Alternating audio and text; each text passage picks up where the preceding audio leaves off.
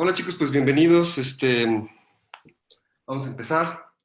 Como saben, pues esta es una clase de prueba donde todos estamos aprendiendo y todos nos estamos adaptando y ya estoy viendo que hay algunas broncas, ¿no? Hay como demasiada luz y toda esta zona del pizarrón básicamente no se puede usar porque brilla demasiado. Y, bueno, son cosas que trataremos de ir corrigiendo a medida que todos vayamos aprendiendo cómo se hace esto, ¿no? Entonces, bienvenidos. Este es el curso de teoría matemática de la computación. Como saben, soy Miguel Pizaña y este es el trimestre 20I remoto, ¿no? El temario para este curso es el siguiente.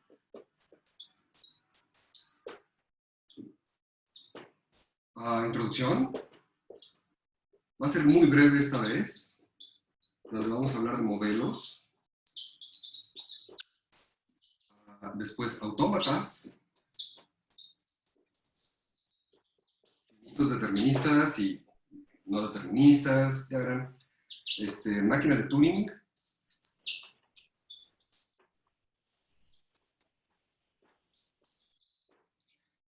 Modelo RAM.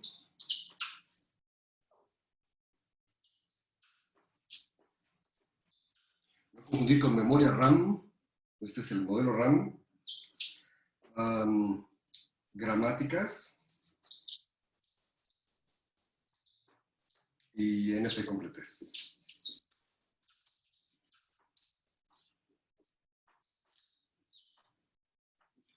Estoy haciendo esto aquí en el pizarrón porque no puedo yo dar una clase sentado, ¿no? Es inconcebible para mí. Yo necesito brincar y moverme y hacer cosas y bueno. Entonces, pues lo estamos haciendo aquí en el pizarrón. Espero que se alcance a leer. ¿Se alcanza a leer? ¿Con claridad? Sí. Sí, profe. Bueno, ¿alguien no lo lee bien porque está en el celular o algo? No. Espérate aquí. Alguien está chateando. Sí, dicen. Muy bien, perfecto. Bueno, me avisan cualquier cosa, por favor, en cualquier momento, por favor, interrúmpanme para preguntar lo que sea. No se esperen a que les diga yo preguntas, ¿no? Entonces, interrúmpanme, por favor. Y va a ser el temario del curso, es el temario oficial, es estándar, y vamos a dar una repasada rapidito de qué significa cada una de estas cosas. Les aviso, por si acaso han oído acerca de mí y de cómo doy mis clases, que esta vez va a ser diferente. Yo normalmente mis clases... pues hablo de muchísimas cosas, la verdad, ¿no? Porque para mí todo está conectado. Entonces termino hablando de agujeros negros y de, ¿no? Epistemología genética y de existencialismo y de muchas cosas, cubriendo el temario del curso siempre. Pero sí, termino hablando de neoliberalismo y políticas keynesianas y hartas cosas. Porque para mí todo está conectado y porque nuestra función como profesores aquí es convertirlos en mejores ciudadanos, en mejores personas, en que tengan un panorama más amplio de las cosas y no nada más los tecnicismos, las cosas técnicas propias de la materia, ¿sí? No nada más aprendan a hacer esto y aprendan a hacer esto otro y aprendan esta fórmula, sino tener una visión más amplia e integral de las cosas. Entonces, voy a tratar de limitarme muchísimo con eso en esta clase en particular por las circunstancias específicas que estamos viviendo, ¿no? Va a ser para ustedes mucho más difícil asistir, para empezar, a las clases, número uno. Va a ser mucho más difícil accesar a esas otras informaciones, porque muchas de esas cosas, esos rollos que he hecho, luego son pues, destilados de muchas cosas que he leído en muchos lados, entonces no los puedo mandar a un lugar específico a ver lo que estoy diciendo, porque unas cosas los dijo Descartes y otras cosas los dijo, ¿no? Aristóteles, y etcétera, ¿no? Entonces es como complicado. No hay un texto en donde estén esas cosas. Entonces, en este curso en particular... ¿La jerga dónde está? Hola, hola, ¿alguien habla?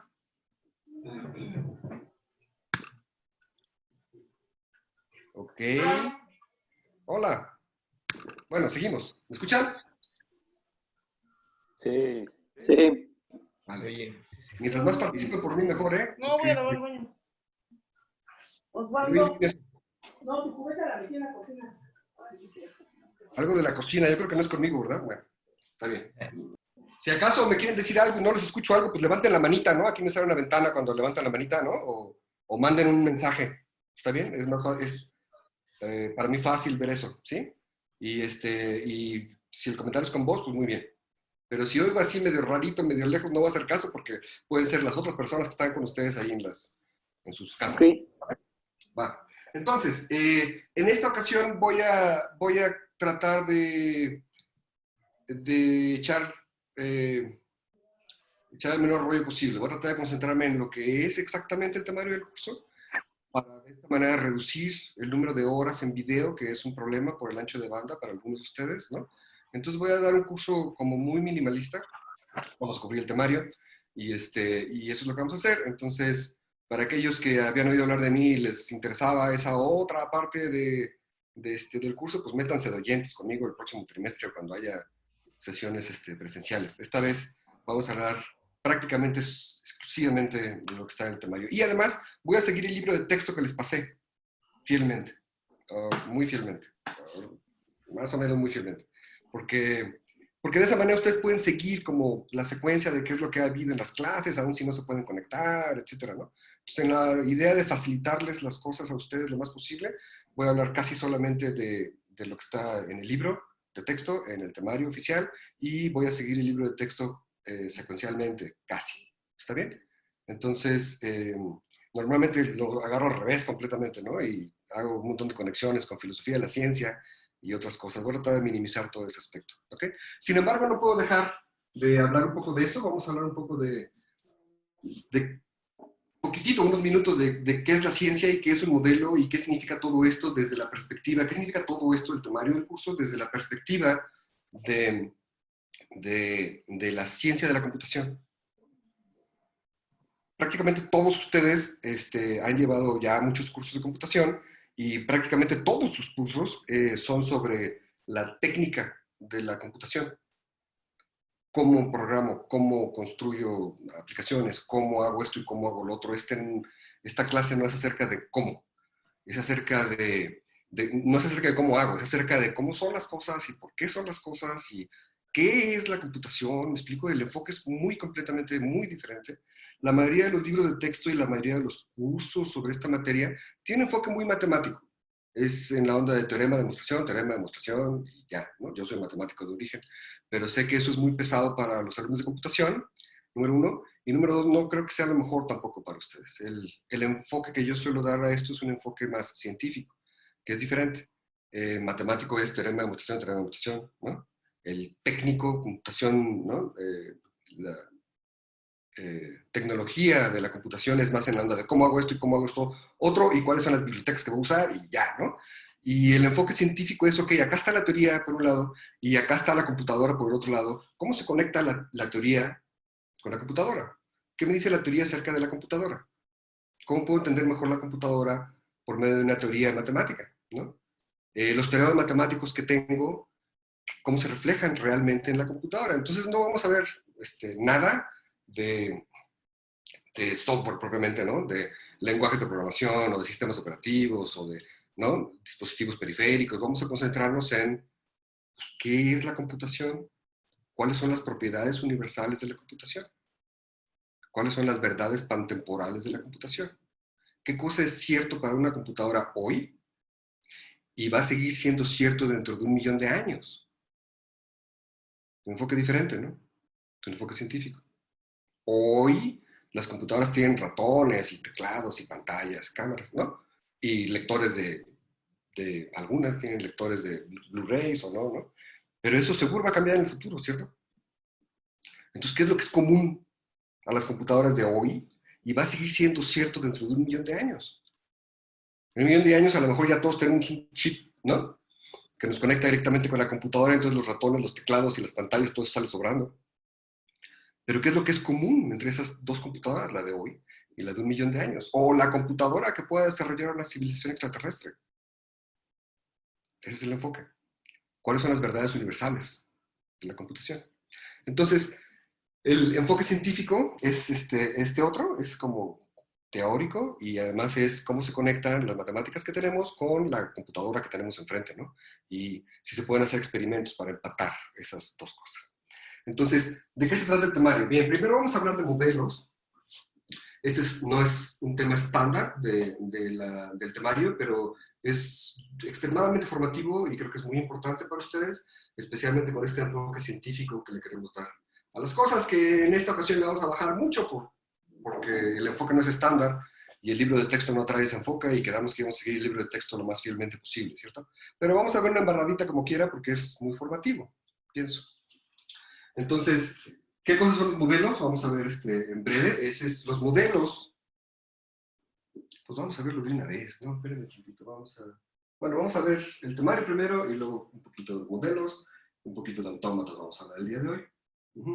Entonces, los modelos, rápidamente, los modelos son representaciones simplificadas de la realidad. Un mapa es un modelo de una ciudad. Representa algunos aspectos de la ciudad, pero no todos. El arbolito que está por ahí pues no está en el mapa. A menos que sea un mapa muy chiquito. El mapa de la Ciudad de México no tiene arbolitos, ¿no? Si es un mapa arquitectónico, pues puede tener algunos arbolitos. Pero no tiene las ardillas del arbolito, ¿no? Entonces, un mapa es una representación simplificada de la realidad. Y la ciencia lo que hace es construir modelos de la realidad para entenderla, manipularla y predecirla. No es una definición de ciencia, es una de sus características nada más. Vamos a hablar más de ello al rato. Pero entonces por eso son importantes los modelos. Tener conciencia de la existencia de los modelos y que estemos usando, el hecho de que estamos usando modelos, nos aleja de la idea de creer que lo que creemos de la cosa es lo mismo que la cosa. ¿No? No es lo mismo el modelo que tengo de la cosa que la cosa en sí. ¿No? Entonces es crucial desde el punto de vista científico entender qué es un modelo y su significado, ¿no? Porque eso nos aleja de la idea de creernos que el modelo es la neta. El modelo, por definición, no es la neta, es una representación simplificada de la realidad. Entonces, no puede ser la neta, pero si uno no es consciente de la existencia del modelo, uno tiende a creer que el modelo y la realidad son la misma cosa. Y es un grave error, ¿no? Entonces, vamos a explicar un poco más acerca de modelos al rato. Y después vamos a ver los tres principales modelos de la computación. Modelos. Ahora explicamos qué es un modelo primero y luego vemos tres modelos de la computación. Hay muchísimos más modelos de la computación que se usan en muchos lados. Estos son los tres principales, los tres que más se usan, los tres que más tienen teoría alrededor, los que más son exitosos para sus propósitos. Hay muchos otros más modelos de la computación, y vamos a ver tres, que son los más estándares. El modelo de los autómatas. Puse aquí finitos deterministas, pero hay varios, los finitos deterministas, los no deterministas, y con epsilon transición. Vamos a ponerlo así. Autómatas es el modelo más simple de la computación. Es un modelo que toma en cuenta el hecho de que las computadoras tienen memoria finita, ¿no? Ustedes saben, ¿no? Todas las computadoras tienen memoria finita. Bueno, el modelo que toma en cuenta ese hecho es, pues, principalmente el de los autómatas, ¿no? Entonces, si es importante para ustedes que la computadora tenga memoria finita, es el modelo a usar. ¿Es importante o no? Pues depende, ¿no? Depende qué hagan. A lo mejor nunca se les ha acabado la memoria de la computadora. Entonces, es algo que no importa. Es algo que pueden hacer de cuenta como que tiene infinita memoria, ¿no? O a lo mejor sí se les ha acabado la memoria de la computadora, entonces es muy importante tomar en cuenta eso. ¿Por qué podemos hacer de cuenta como que tenemos memoria infinita o hacer de cuenta como que tenemos memoria finita? Son cosas diametralmente opuestas, no pueden ser ciertas ambas a la vez, solo una lo es, que tenemos memoria finita. Pero ¿por qué podemos hacer de cuenta como que tenemos memoria infinita? Pues porque los modelos son representaciones simplificadas de la realidad. Y decir, haz de cuenta que tengo memoria infinita, quiere decir, no te preocupes por la memoria, no es un problema, nunca se me ha acabado, no he tenido problemas con la memoria jamás. Haz de cuenta que eso no es un problema, haz de cuenta que tienes infinita memoria. Pues para eso son importantes los modelos, para darnos cuenta que no es lo mismo el modelo y la neta. Aunque el modelo tenga memoria infinita y la computadora no, puede seguir siendo un buen modelo de la computación en la medida que las actividades que les interese realizar con la computadora no se acaben de la memoria, ¿no? Entonces, el modelo que toma en cuenta que la memoria es finita es este. Y si ustedes quieren considerar que la memoria es infinita, haz de cuenta que no hay problema con la memoria, entonces cualquiera de estos dos modelos funciona. Este modelo de las máquinas de Turing es un modelo muy matemático y muy simple, matemáticamente hablando, muy complicado para programar. Si ustedes lo quisieran usar tal cual para hacer sus aplicaciones, ¿no? Pues sería muy complicado, porque en este modelo, esta computadora que se llama la máquina de Turing, la veremos en detalle después, es una computadora que pues no sabe sumar, por ejemplo, ni restar. Puede sumar y restar, pero hay que enseñarle. Las operaciones básicas que existen preestablecidas en esa máquina de Turing, pues son muy elementales. Y con ellas tienen que enseñarle a sumar, restar y todo lo que quieran, ¿no? Claro, podrían tener una gran biblioteca de cosas ya preprogramadas, pero pues no se usa para eso el modelo. No se usa para construir aplicaciones web, ¿no? Se usa para entender a profundidad los aspectos, eh, los aspectos, los aspectos metafísicos de la computación, los aspectos fundamentales, los aspectos intrínsecos de la computación.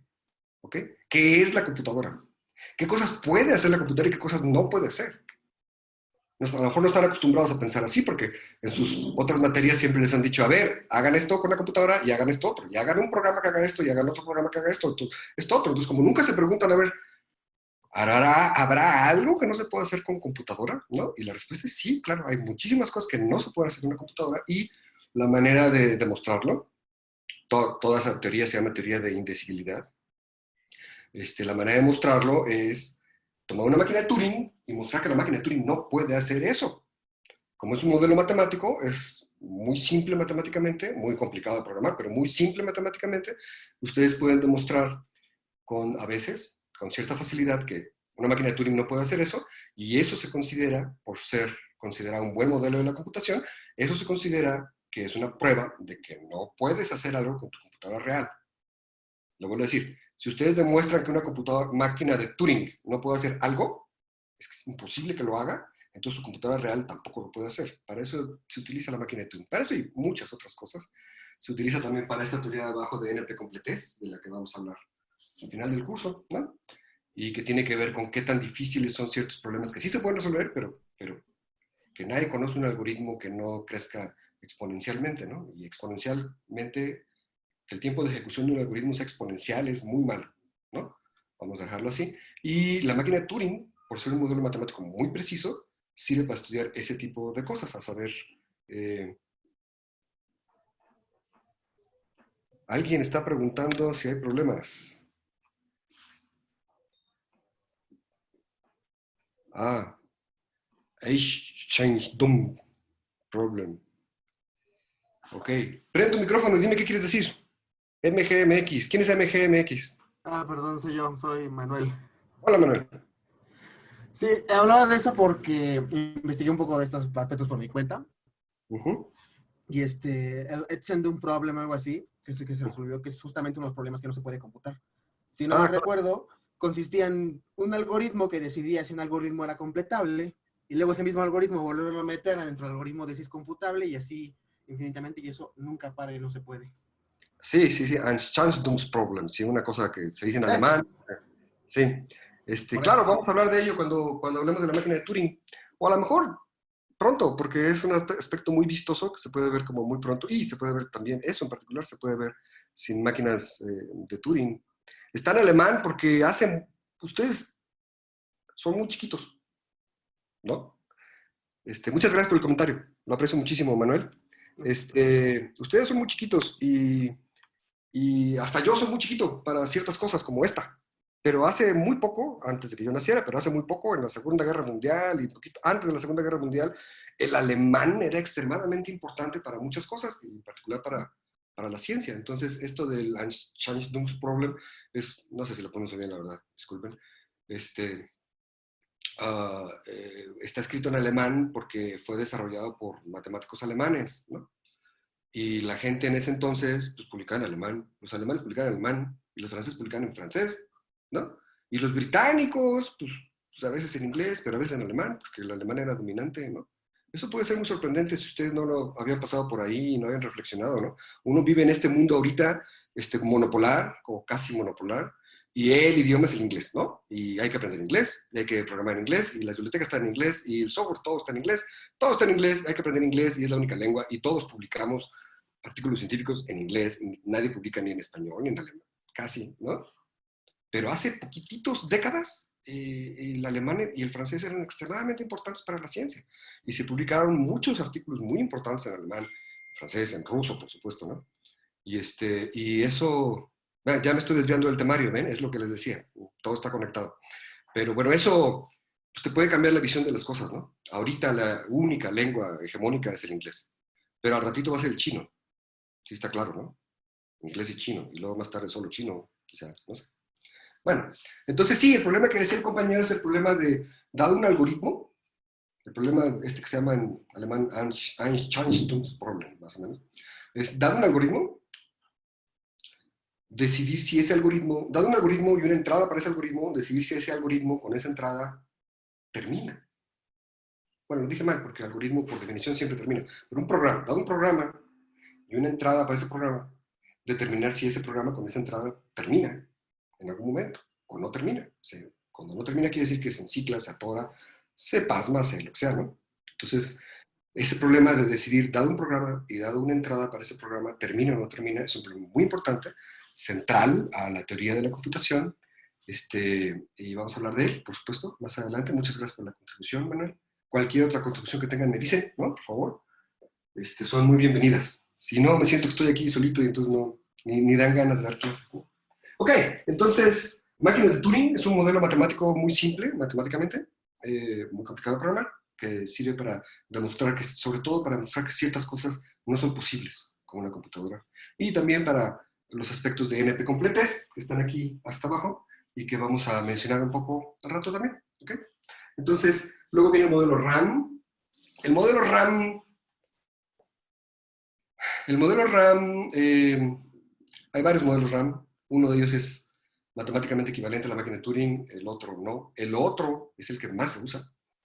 Y ese otro es pues, un modelo de la computación en donde la computadora sí tiene memoria infinita, ¿se acuerdan? Estos dos modelos son de memoria infinita y, y sí sabe sumar y restar y multiplicar y dividir y hacer como un if y, o sea, operaciones condicionales. If, goto. Y también sabe parar, o sea, decir, ya acabé, paro, ¿no? Y básicamente es todo lo que sabe la máquina RAM.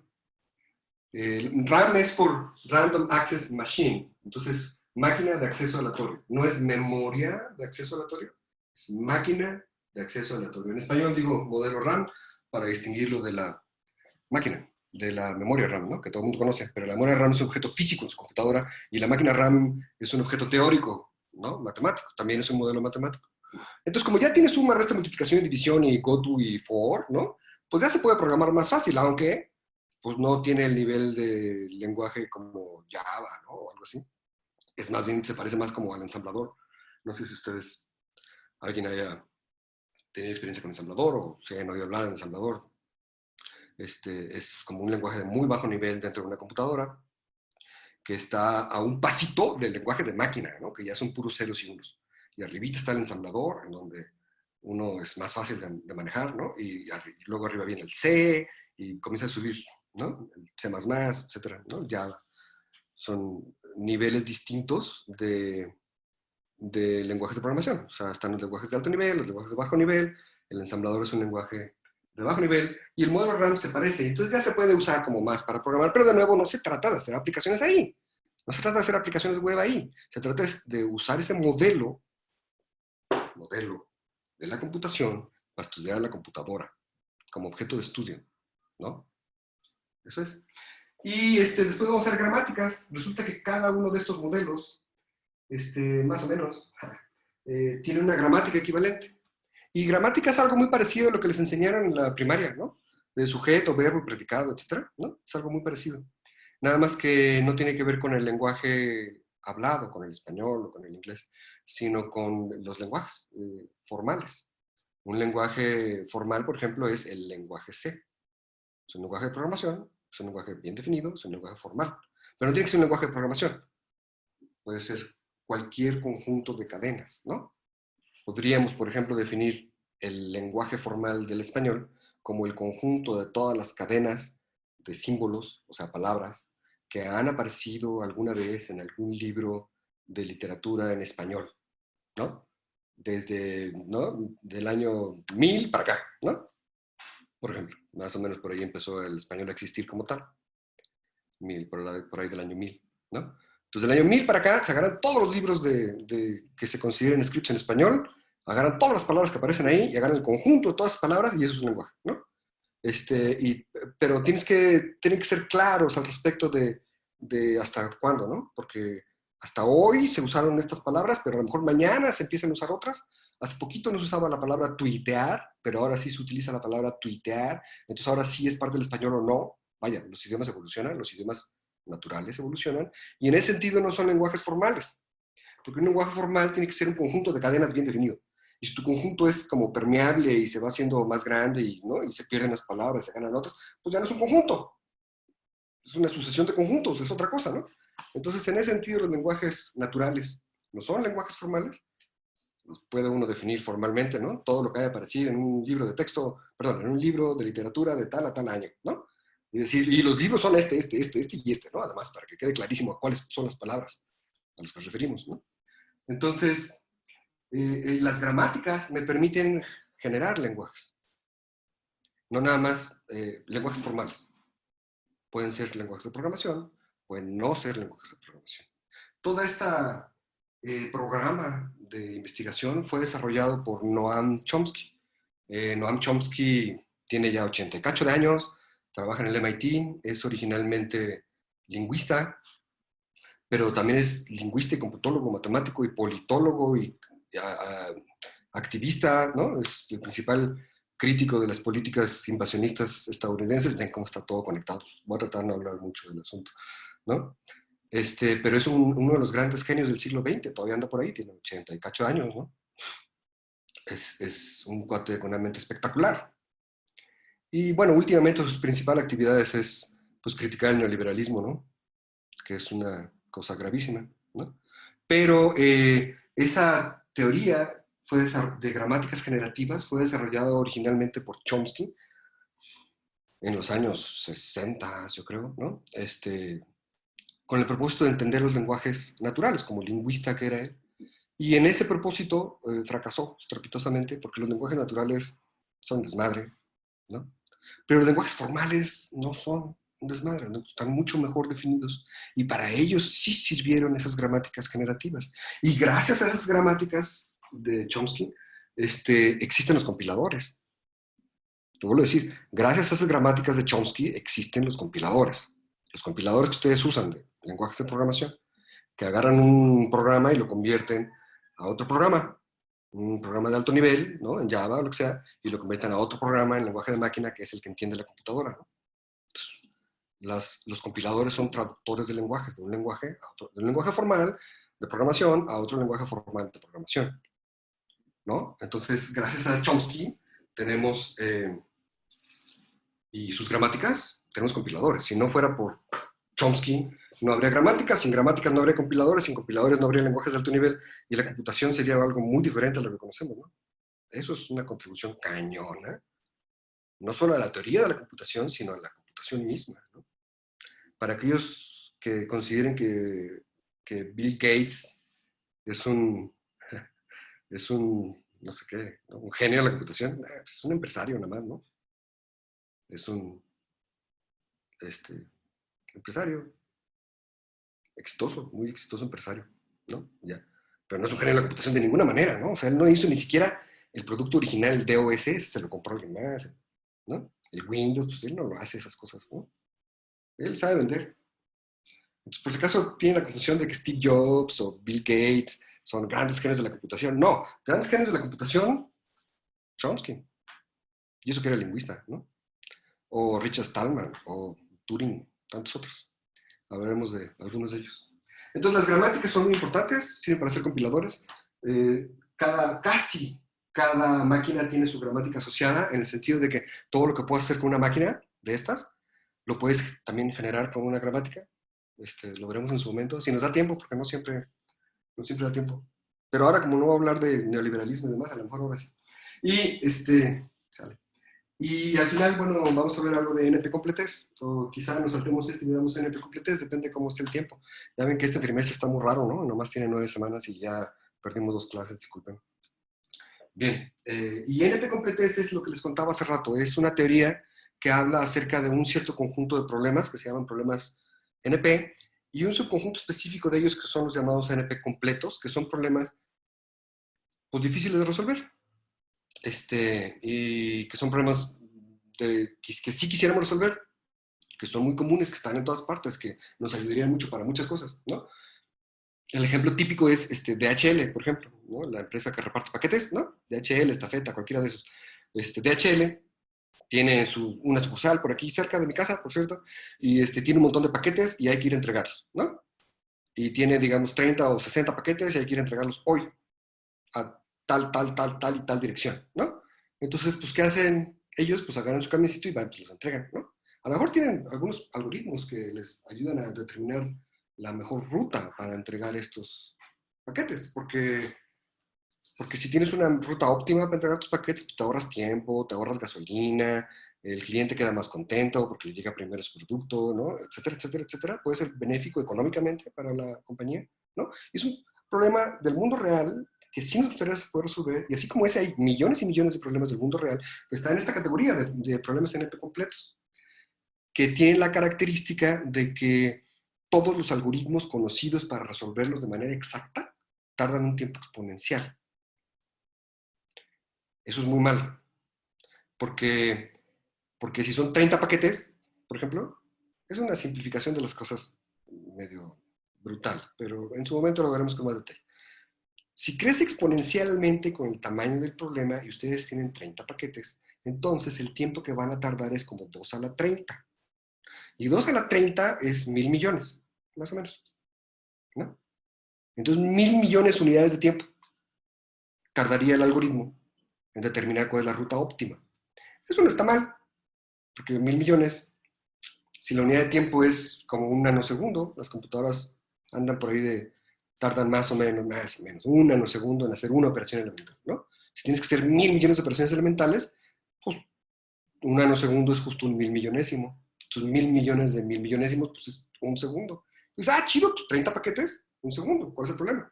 Bueno, el problema es que son 40 paquetes, ya son 1.000 segundos, que son 20 minutos, ¿no? Y si son, ¿qué sigue? 50 paquetes, ya son 1.000.000 de segundos. Y si son 60 paquetes, ya son 1.000 millones de segundos. Y 1.000 millones de segundos son por ahí de 32 años. Lo vuelvo a decir, 60 paquetes, 1.000 millones de segundos, 32 años. Entonces, se la pasan 32 años calculando la ruta óptima y luego, ¿no? Ya 32 años después los reparten en chinga, ¿no? Pues absurdo, ¿verdad? Esos paquetes tienen que entregarse hoy. Y entonces, ¿cómo le haces? Bueno, el punto es, hay muchos problemas en esta categoría. Es una categoría, ¿no se ve? A ver, así, quizá. En esta categoría de problemas, son todos muy difíciles de resolver. Nadie conoce ningún algoritmo que lo resuelva en tiempo eficiente, en tiempo lineal, en tiempo razonable, ¿no? Y con relativamente pocos instancias del problema, con relativamente problemas de tamaño relativamente pequeño, el tiempo de ejecución se vuelve completamente prohibitivo, ¿no? Entonces, ¿qué hace uno con esos problemas? Son problemas del mundo real que uno sí quiere resolver. ¿Qué hace DHL? ¿No? ¿Qué hace DHL? Si está a 32 años en calcular la ruta óptima. Pues no calcula la ruta óptima, ¿no? Es más fácil repartirlos como sea que esperar a tener la ruta óptima en la mano, ¿cierto? Entonces, bueno, los repartes y ya, ¿no? Pues ahí como se te ocurra, en el orden que, ¿no? Se te ocurra, repartes, y es más rápido que calcular la ruta óptima. Sin embargo, uno no simplemente renuncia a resolver esos problemas y ya. Hay muchas técnicas que no vamos a ver porque son ya más bien de nivel maestría, pero nosotros vamos a una probadita de este problema, ¿no? Y les aviso que sí, hay muchas técnicas que permiten, ante un problema de estos, tener un algoritmo que lo resuelve en tiempo razonable. Estoy viendo aquí un mensaje. Al menos hizo más que Steve Jobs. ¿Quién? Bill Gates. ¡Ah! Me da igual, no sé, ¿no? Sí, también hicieron más que el pordiosero de la esquina y qué, ¿no? O sea, nada que ver. Bueno, muchas gracias por el comentario, lo aprecio mucho.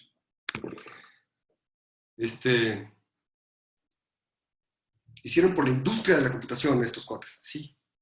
La generalizaron, la popularizaron, aumentaban la base instalada y hicieron que todo el mundo tenga una computadora en sus casas, ¿no? Es un éxito comercial.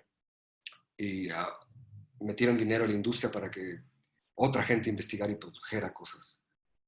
Pero los que investigan y producen cosas y tienen ideas y hacen diseños de microcircuitos y desarrollan la teoría que permite hacer eso, y etcétera, pues son otros, ¿no? Los empresarios son los empresarios y los que saben hacer cosas son otros. Bien. NP Competez, ¿no? Hay muchos problemas importantes, útiles, prácticos, que uno quiere poder resolver, no se pueden resolver. Nadie sabe cómo. A lo mejor sí se puede resolver rápido, pero nadie sabe cómo, esa es la cuestión.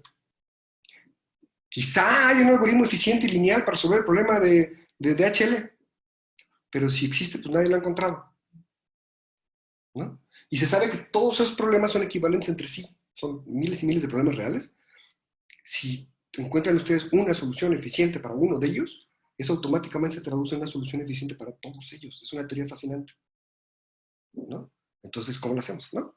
Y bueno, mientras no sepamos cómo, pues algo hay que hacer y los paquetes tienen que ser entregados como quieran, ¿no? Entonces, lo que se hace son utilizar algoritmos de aproximación, que es lo que estaba diciendo, que ya no va a ser tema de este curso porque es más bien tema de maestría. Un algoritmo de aproximación es un algoritmo que resuelve estos problemas difíciles, los resuelve en tiempo razonable, pero no los resuelve de manera exacta. A lo mejor no te da la ruta óptima, pero te puede garantizar que el tiempo de recorrido de esta ruta, que puede ser óptima o puede no ser óptima, el tiempo de recorrido cuando mucho está a 10 minutos del óptimo. O sea, a lo mejor hay una ruta mejor que cuando mucho va a ser 10 minutos más rápido. Pues ya está, ¿no? En lugar de esperarte 32 años para tener la ruta óptima, en un momento veo esos mensajes y les contesto. En lugar de esperarte 32 años para tener la ruta óptima y repartir los paquetes ahora sí en friega, ¿no? Pues te esperas un minuto y tienes ya una solución que a lo mejor no es óptima, pero a lo mejor solo está alejada de 10 minutos de la óptima. Y eso se puede garantizar matemáticamente. Es una teoría muy interesante, pero fuera del nivel de la licenciatura. Vamos a ver qué mensajes me están diciendo aquí. Entonces, NP completez es un conjunto de género de problemas. No me queda del todo claro. Sí, sí. NP completez es la designación de esta teoría. Esta teoría estudia los problemas NP completos. Y los problemas NP completos es una familia de problemas. Esta familia de problemas, matemáticamente hablando, es infinita. Pero, en la práctica, muchos de estos infinitos problemas matemáticos se reflejan en problemas reales en la práctica que sí nos interesa resolver, ¿no? Por ejemplo, el problema de DHL es uno de muchísimos, muchísimos más. Por ejemplo, rápidamente les digo algunos ejemplos, ¿no? Tienes torres de telefonía celular, ¿no? Y tienes $1,000 millones para poner nuevas torres. Vas a invertir, tienes $1,000 millones para poner nuevas torres. ¿Dónde las vas a poner? ¿Cuál es el lugar óptimo para poner tus nuevas torres para mejorar la cobertura? Para maximizar la cobertura, o minimizar los gastos, o cualquier cosa que sea maximizar, minimizar, ese tipo de cosas como discretas, con gran frecuencia caen en esta categoría. Entonces, es otro problema, ¿no? El problema de DHL, pues es DHL. No se llama así, se llama el problema de la gente viajera, ¿no? Pero así como pudo haber sido DHL, pues puede ser que alguien, una persona, tiene que ir a visitar, ¿no?, ciertas ciudades en el mundo y tiene que usar avión, ¿no? Pues va a ir a Río de Janeiro y a Madrid y a Nueva York, Ciudad de México. Tiene que recorrer una serie de ciudades. ¿Por qué? Por razones de la que sean, por razones de negocios, lo que sea. Tiene que hacer el recorrido. ¿Cuál es el recorrido óptimo? Pues el mismo problema que el de DHL, ¿no? Me voy primero a Río y después a Madrid, o primero a Madrid y luego a Nueva York y después a Río. No sé, ¿no?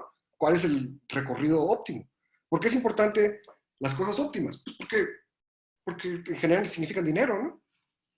A mí no me importa mucho el dinero, pero a mucha gente sí les parece muy importante el dinero. Entonces, Cuando quieres maximizar y minimizar cosas, normalmente te estás ahorrando dinero.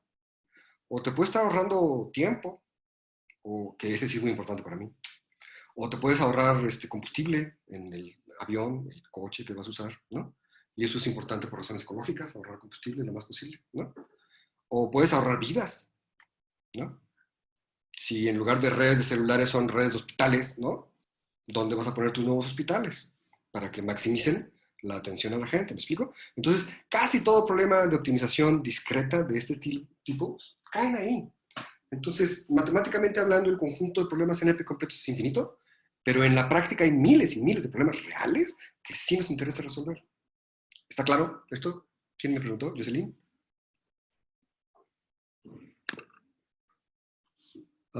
No, perdón, Joel. Jocelyn le contestó, muy bien. Sí, Joel, exacto. Entonces, NP completa es la designación de la teoría.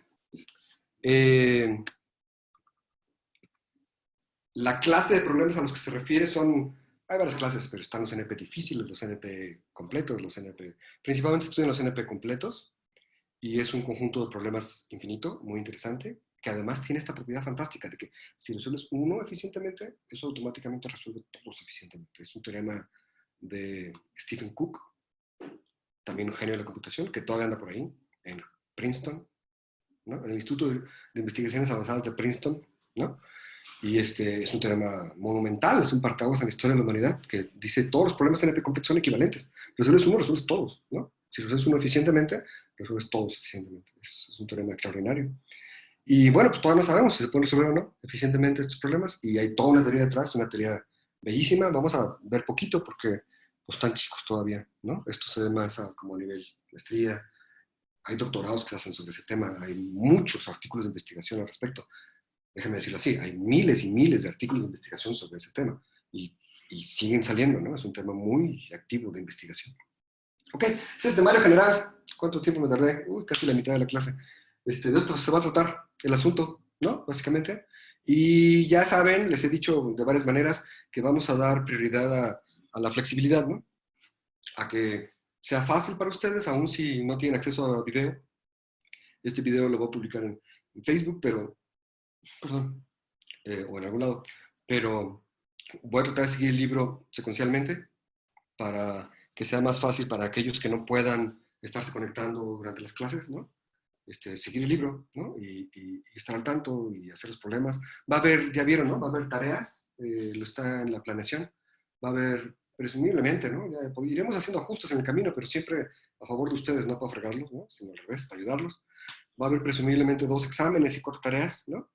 Y me voy a concentrar en el libro. Voy a tratar de hablar lo menos posible de Bill Gates y de Steve Jobs y de Chomsky y de Richard Stallman, aunque el día de hoy no parezca demostrar eso, pero vamos a tratar de ser como lo más concretos posible, ocupar el menos tiempo posible, el menos ancho de banda posible, y por lo tanto concretarnos a lo que es estrictamente del curso. Alabado sea San Ignacio, exacto. San Ignacio es un apodo de Richard Stallman, que es el creador de la idea de software libre, que es una idea extraordinaria, ¿no? ¿En qué se diferencia NP completez de los problemas de optimización de cálculo? Sí. Muchas gracias por la pregunta. Es una pregunta muy interesante, como dice López-Gatell, ¿no? Es una pregunta muy importante, muy interesante. Lo es. Básicamente la diferencia es que los problemas los problemas de minimización y maximización que resuelve el cálculo son problemas comparativamente muy fáciles. Por ejemplo, en cálculo, tú tienes una curva, ¿no? Y esta curva, además, es analítica. F de x igual a x cuadrado menos x al cubo más x más 3x menos 7. Es algo como muy explícitamente dado, ¿no? Y entonces el cálculo sirve para encontrar los mínimos y los máximos. ¿Va? Ese es el ejemplo del tipo de cosas que resuelve el cálculo, ¿no? Pero esto es cuestión de los problemas de NP completez. Para empezar, no son de una sola variable. Normalmente son de múltiples variables. Un problema muy multidimensional. Número 1. Número 2, no es continuo, sino discreto.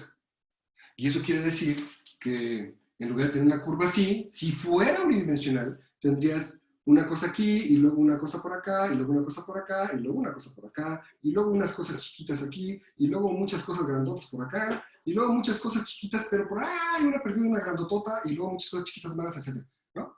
Son discretas y no varían suavemente en general. Entonces, ¿cuál es el máximo? Pues este. Lo estamos viendo porque es un dibujo, y porque es fácil, y porque es unidimensional, y porque es poquita información. ¿Sí? Pero, si estás pensando en que esto es con miles de datos, en lugar de 15, ¿no? Y si estás pensando que es multidimensional, y si estás pensando que esta variación de uno al otro es como muy diferente, ¿cómo la haces para encontrar el máximo? Como no hay una regla suavecita como esta. ¿Me hablan? ¿No? Ok. Entonces, ¿cómo le haces para resolver esto? Pues básicamente, así como está, no hay de otra más que uno por uno ir checando los tamaños y decir, pues este es el máximo, ¿no? Especialmente porque este máximo está en un valle de cosas chiquititas. No esperarías que en esa zona donde hay puras cosas chiquitas haya justo el máximo, pero esas cosas ocurren en los problemas reales, ¿no? Entonces, ¿cuáles son las diferencias de los problemas que se resuelven con este tipo de técnicas y teoría de NP-completés? Bueno, primero, son mucho más complicados que los que resuelve el cálculo. Son muy multidimensionales, no una, ni dos, ni tres dimensiones, sino 20, 30, 80, 400 dimensiones. Son discretos, entonces, y no son suaves, ¿no? Eso, en principio, te obliga a buscar caso por caso. Y cuando buscas caso por caso, pues aquí serán como 15. Pero en la práctica pueden ser, pues como dijimos, ¿no? 1.000 millones de casos para 30 paquetes, o 1 millón de millones, un trillón de casos para 60 paquetes.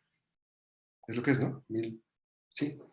2 a la 60 es del orden de 1 trillón. Y hacer eso caso por caso, a razón de un caso cada nanosegundo, como podría ser la computadora, serían 32 años, ¿no?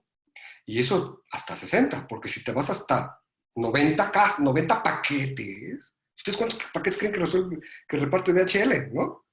Pues muchos, ¿no? Pero localmente, pues 90 sí, fácilmente, ¿no? Más. Si te van a 90, es 1.000 millones de veces más.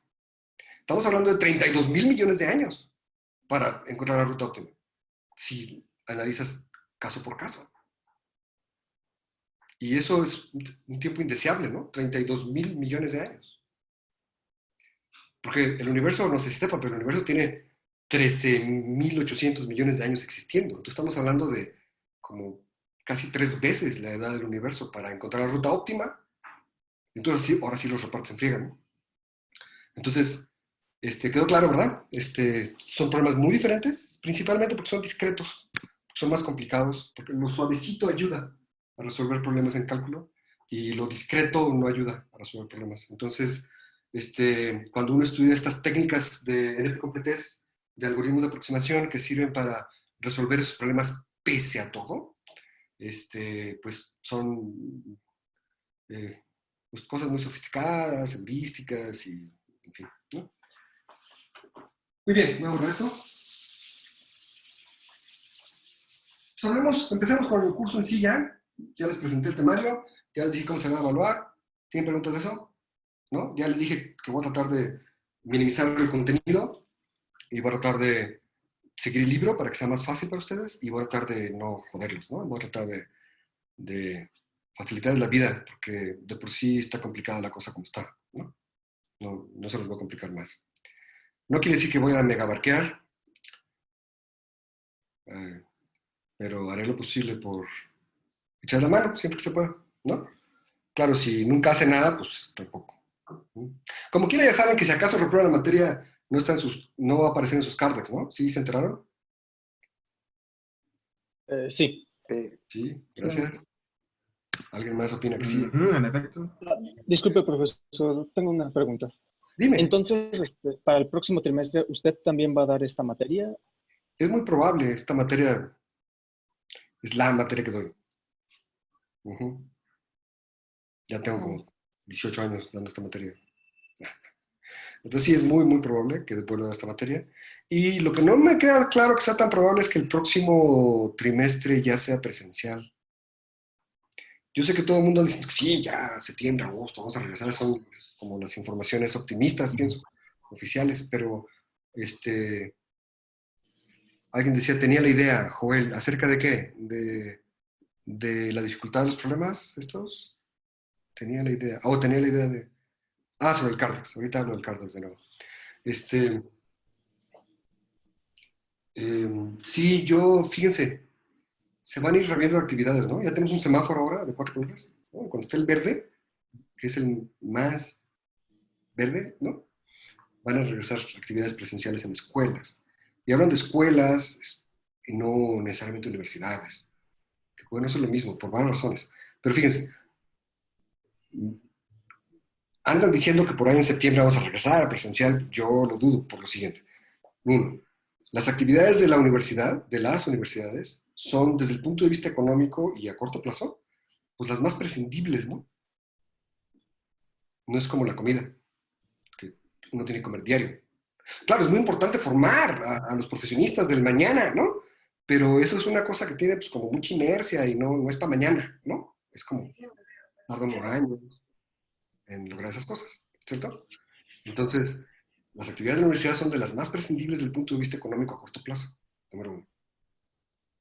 Número dos, la universidad tiene un montón de viejitos, profesores viejitos.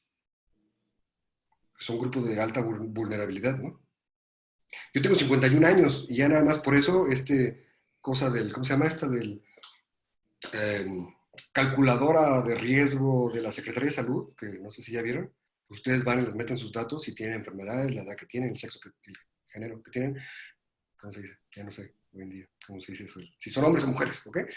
Y biológicos, porque ahí lo importante ahí es la biología. Meten sus datos, o los de su abuelito, ¿verdad? O los de su papá, etcétera, y les dice cuál es la probabilidad de que se los va a mandar. Les voy a mandar la liga por WhatsApp. ¿Cuál es la probabilidad de que si les da COVID, les dé COVID grave? ¿No? Y en mi caso, que tengo 51 años, es del 60%. O sea, si me da COVID, 51 años no es tanto para los estándares de la universidad, ¿no? Y según esta calculadora, si a mí me da COVID, la probabilidad de que me dé COVID grave es del 60%. Es altísima. Alguien que tiene 80 años o así, que tenemos profesores de 70, 80 años, ¿no? 60, seguro. Si tienen 80 años, la probabilidad de que sea COVID grave es del 98%, ¿no? Entonces estaba diciendo, número uno, las actividades de la universidad son, desde el punto de vista económico, pues bastante prescindibles a corto plazo. A largo plazo es importantísimo, pero a corto plazo se pueden más o menos prescindir. Número dos, tenemos una alta población de gente de muy alto riesgo, nuestros profesores viejitos, no como yo, que soy joven, sino los viejitos. Y número tres, las actividades de la universidad se pueden hacer remotamente en gran medida. En gran medida, las actividades de la universidad se pueden hacer de manera remota. Entonces, mi teoría es que en la universidad nosotros en la universidad vamos a ser los últimos que vamos a regresar a la normalidad. ¿Acaso para septiembre vamos a regresar? No sé. Y la sana distancia, esas cosas. No sé, pero bueno. Entonces, la pregunta era si el próximo semestre voy a dar esta materia, muy probablemente sí. Próximo trimestre, perdón. Doy la materia muy probablemente sí. Y si el próximo trimestre va a haber clases presencial, están diciendo que sí las autoridades, pero yo tengo mis serias dudas. Y bueno, pues en algún momento habrá clases presenciales. Sale. No, el Cardex, es información oficial, no sé si todos están enterados, de que este trimestre va a tener flexibilidades especiales de varios tipos. Una de ellas es que si reprueba una materia, eso no va a ir a su historia académica.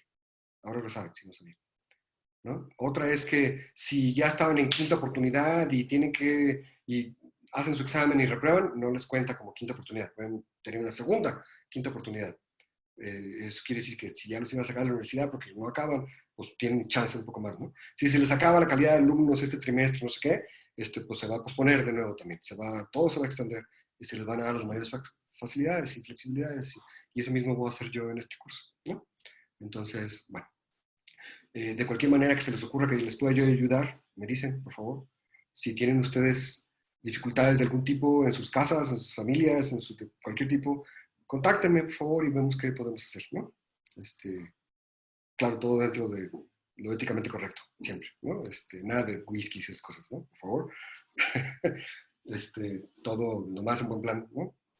Bueno, sale. Entonces, modelos. Vamos a hablar un poquito más de modelos, ¿sí? Y déjenme escribir lo que dije antes. Un modelo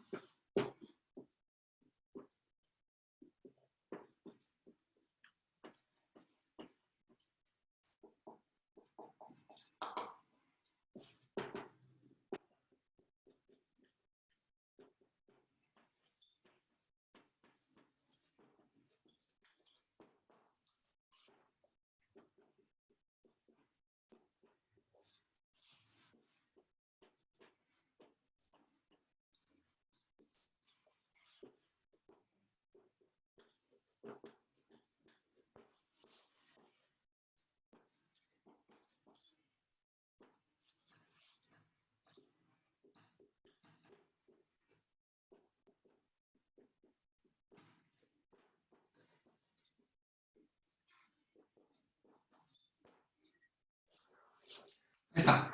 Esas dos definiciones. Quiero que tengan ahí. Déjenme pongo la cámara bien. Creo que ahí está bien, ¿no?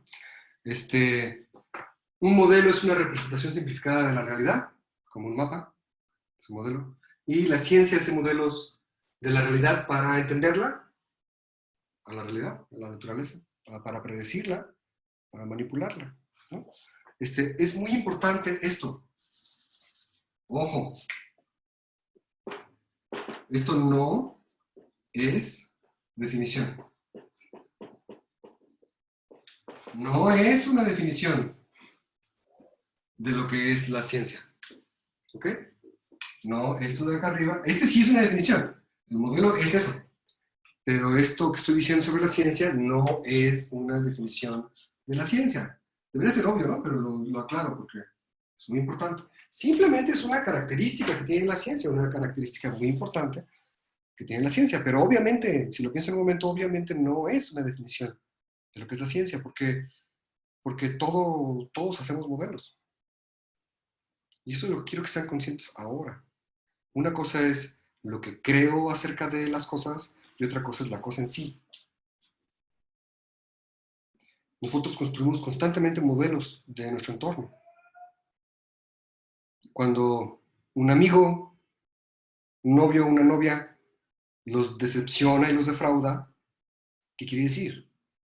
Quiere decir que el modelo que ustedes tienen de esa persona no es lo mismo que la persona. Ustedes no creían que esa persona fuera capaz de hacer eso, pero esa persona sí fue capaz de hacer eso. ¿Qué quiere decir esto? Quiere decir que el modelo es una representación simplificada de la realidad, ¿verdad? Y que es una aproximación que no es exacta y que a veces funciona muy bien y a veces falla brutalmente. Entonces, cuando alguien los decepcione y les haga algún mal que ustedes no pensaban que fuera capaz de hacer, pues ¿por qué se enojan con la persona? Enójense con su modelo, ¿no? Ustedes son responsables del modelo que construyen de las personas. Tendrían que estarse enojadas de haber construido un mal modelo. Pero eso que pasó después de haber construido un mejor modelo, que se aproxima un poco más a la neta, ¿no? Nunca son iguales. Nunca son iguales. Si fueran iguales, entonces, ¿no? Si tengo una mesa aquí enfrente, si yo quiero tener un modelo y en mi cabeza hay un modelo de la mesa, ¿no? Tengo una idea de cuál es su color, cuál es su altura, cuál es su forma, una serie de cosas, ¿no? Es de madera.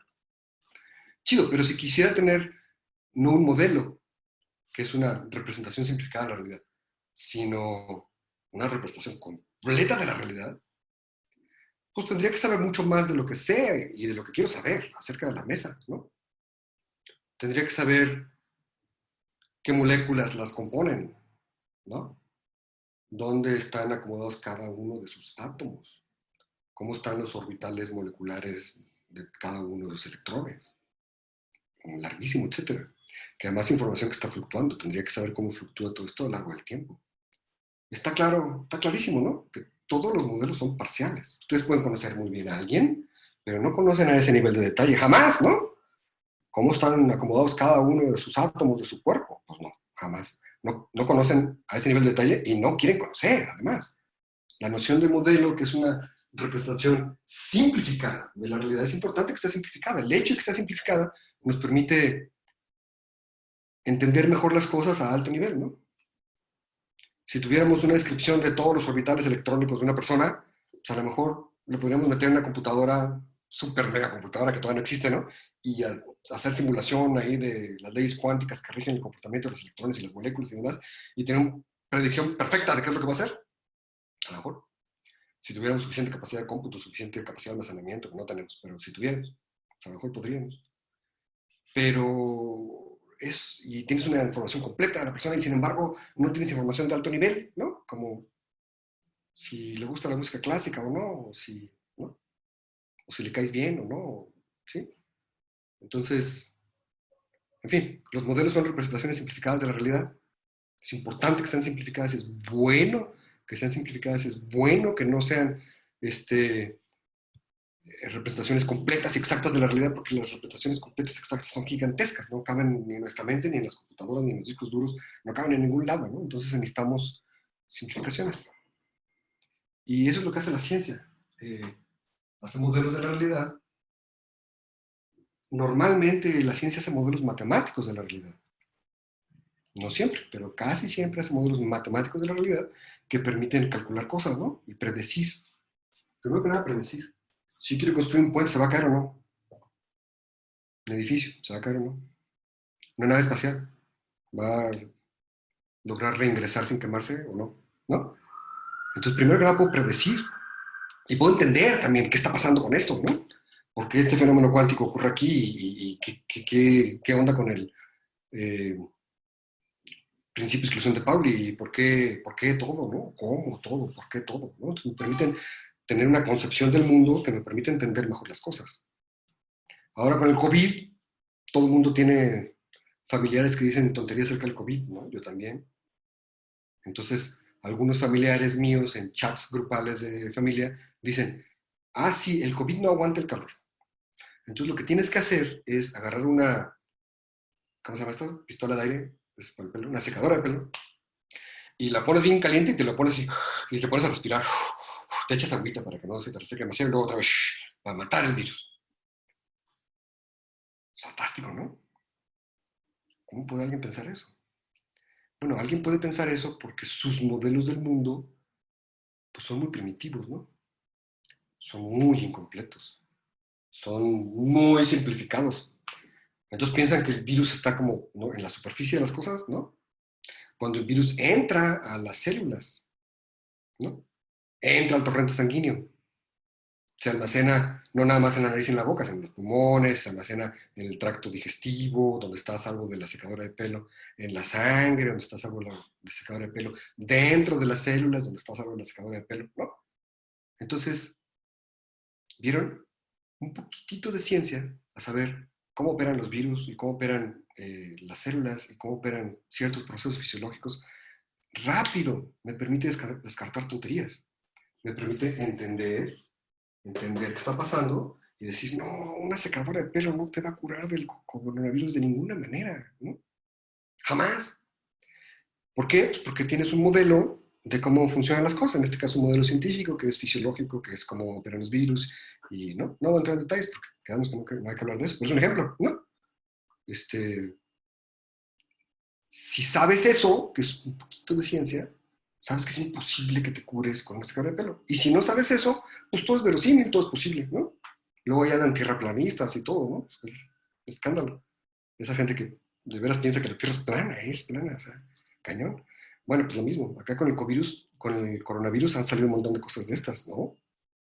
Otro que me llegó hace poquito es que el coronavirus no tolera los ambientes básicos. O sea, lo básico es lo contrario de lo ácido. Está lo ácido, ¿no? Como limón, y ácido sulfúrico, ácido clorhídrico, los jugos que tienen uno en el estómago, y luego está lo básico, ¿no? Que es como del otro lado, como la leche de magnesia, ¿no? Cosas así. El Melox, muy útil. Bien, entonces como el virus no tolera lo básico, lo que tienes que hacer tú es cambiar tu pH. Tu pH es una medida de qué tan ácido es algo, ¿no? Si pH muy grande quiere decir que es básico y muy chiquito quiere decir que es muy ácido, creo. Chécalo, ¿no? Entonces cambias tu pH tuyo de tu cuerpo para matar el virus. Entonces tienes que comer cosas como básicas, ¿no? Ciertas frutas y ciertas, ¿no? Y eso también anda circulando en WhatsApp. ¿No les ha llegado? Levanten la manita si sí, o manden un mensajito. ¿Les han llegado este tipo de barbaridades? Sí, dice un compañero, Manuel, ¿no? Alguien levantó la manita. Muy bien. Azarel. Sí, sí, pues están circulando por todos lados, ¿no? Mucha gente anda circulando tonterías. ¿Cómo pueden creer esto? Pues tienen que ser muy ignorantes, tienen que no tener ninguna idea de la ciencia mínima, básica de las cosas, ¿no? En el caso del pH, por ejemplo, hay varios procesos fisiológicos muy importantes que mantienen lo que se llama la homeostasis ácido-base. Homeostasis quiere decir homeo, mismo, stasis, como estabilidad, ¿no? Quedarse quietecito. Entonces, homeostasis quiere decir que se mantiene constante la acidez del cuerpo. No del estómago, esa sí puede variar mucho, pero la del cuerpo, la de la sangre, la del medio extracelular, etcétera, etcétera, etcétera, se mantiene muy constante. El pH es una escala absoluta de acidez y basicidad, ¿cómo se diga? Y qué tan ácido y qué tan básicas son las cosas. Y los extremos son 0 y 14. 0 y 14 son los extremos absolutos. Es lo más ácido posible y lo más básico posible, ¿no? Y a la mitad, como un 7 y cachito, 7, es como lo neutro, ¿no? Que no es ni básico ni ácido. 7, por ahí. Y la acidez del cuerpo, el pH del cuerpo se mantiene entre 7.32 y 7.42. Es la acidez del cuerpo, la acidez de la sangre, esa es la acidez normal del cuerpo. Entre 7.32 y 7.42. Y la nota esta que me llegó por Facebook está hablando de cambiar la acidez, bajarla de 5 a 14, ¿no? A 5 perdón, de 7 a 8, a 10, a 12, a 14, ¿no? Una cosa completamente absurda. Si la acidez del cuerpo se sale de este rango, del 7.32 a 7.42, por mucho tiempo te mueres, y te mueres rapidito además, ¿no? Te puede salir un poco ese rango, que es el normal, ¿no? Pero un poquito más para allá, un poquito más para acá, es el rango compatible con la vida, ¿no? Si estás demasiado, si te sales de ahí, pues te mueres, ¿no? Básicamente, entonces, para eso sirve la ciencia y los modelos de la ciencia, para entender, en primer lugar, entender la realidad, para no creer tonterías, ¿no? Muy primitivas, como muy básicas. Y estoy hablando de una ciencia así como muy mínima. No estamos hablando del círculo de Krebs y cómo se generan ¿no? Cómo se utilizan el ATP y los, ¿no? Aminoácidos, etcétera, ¿no?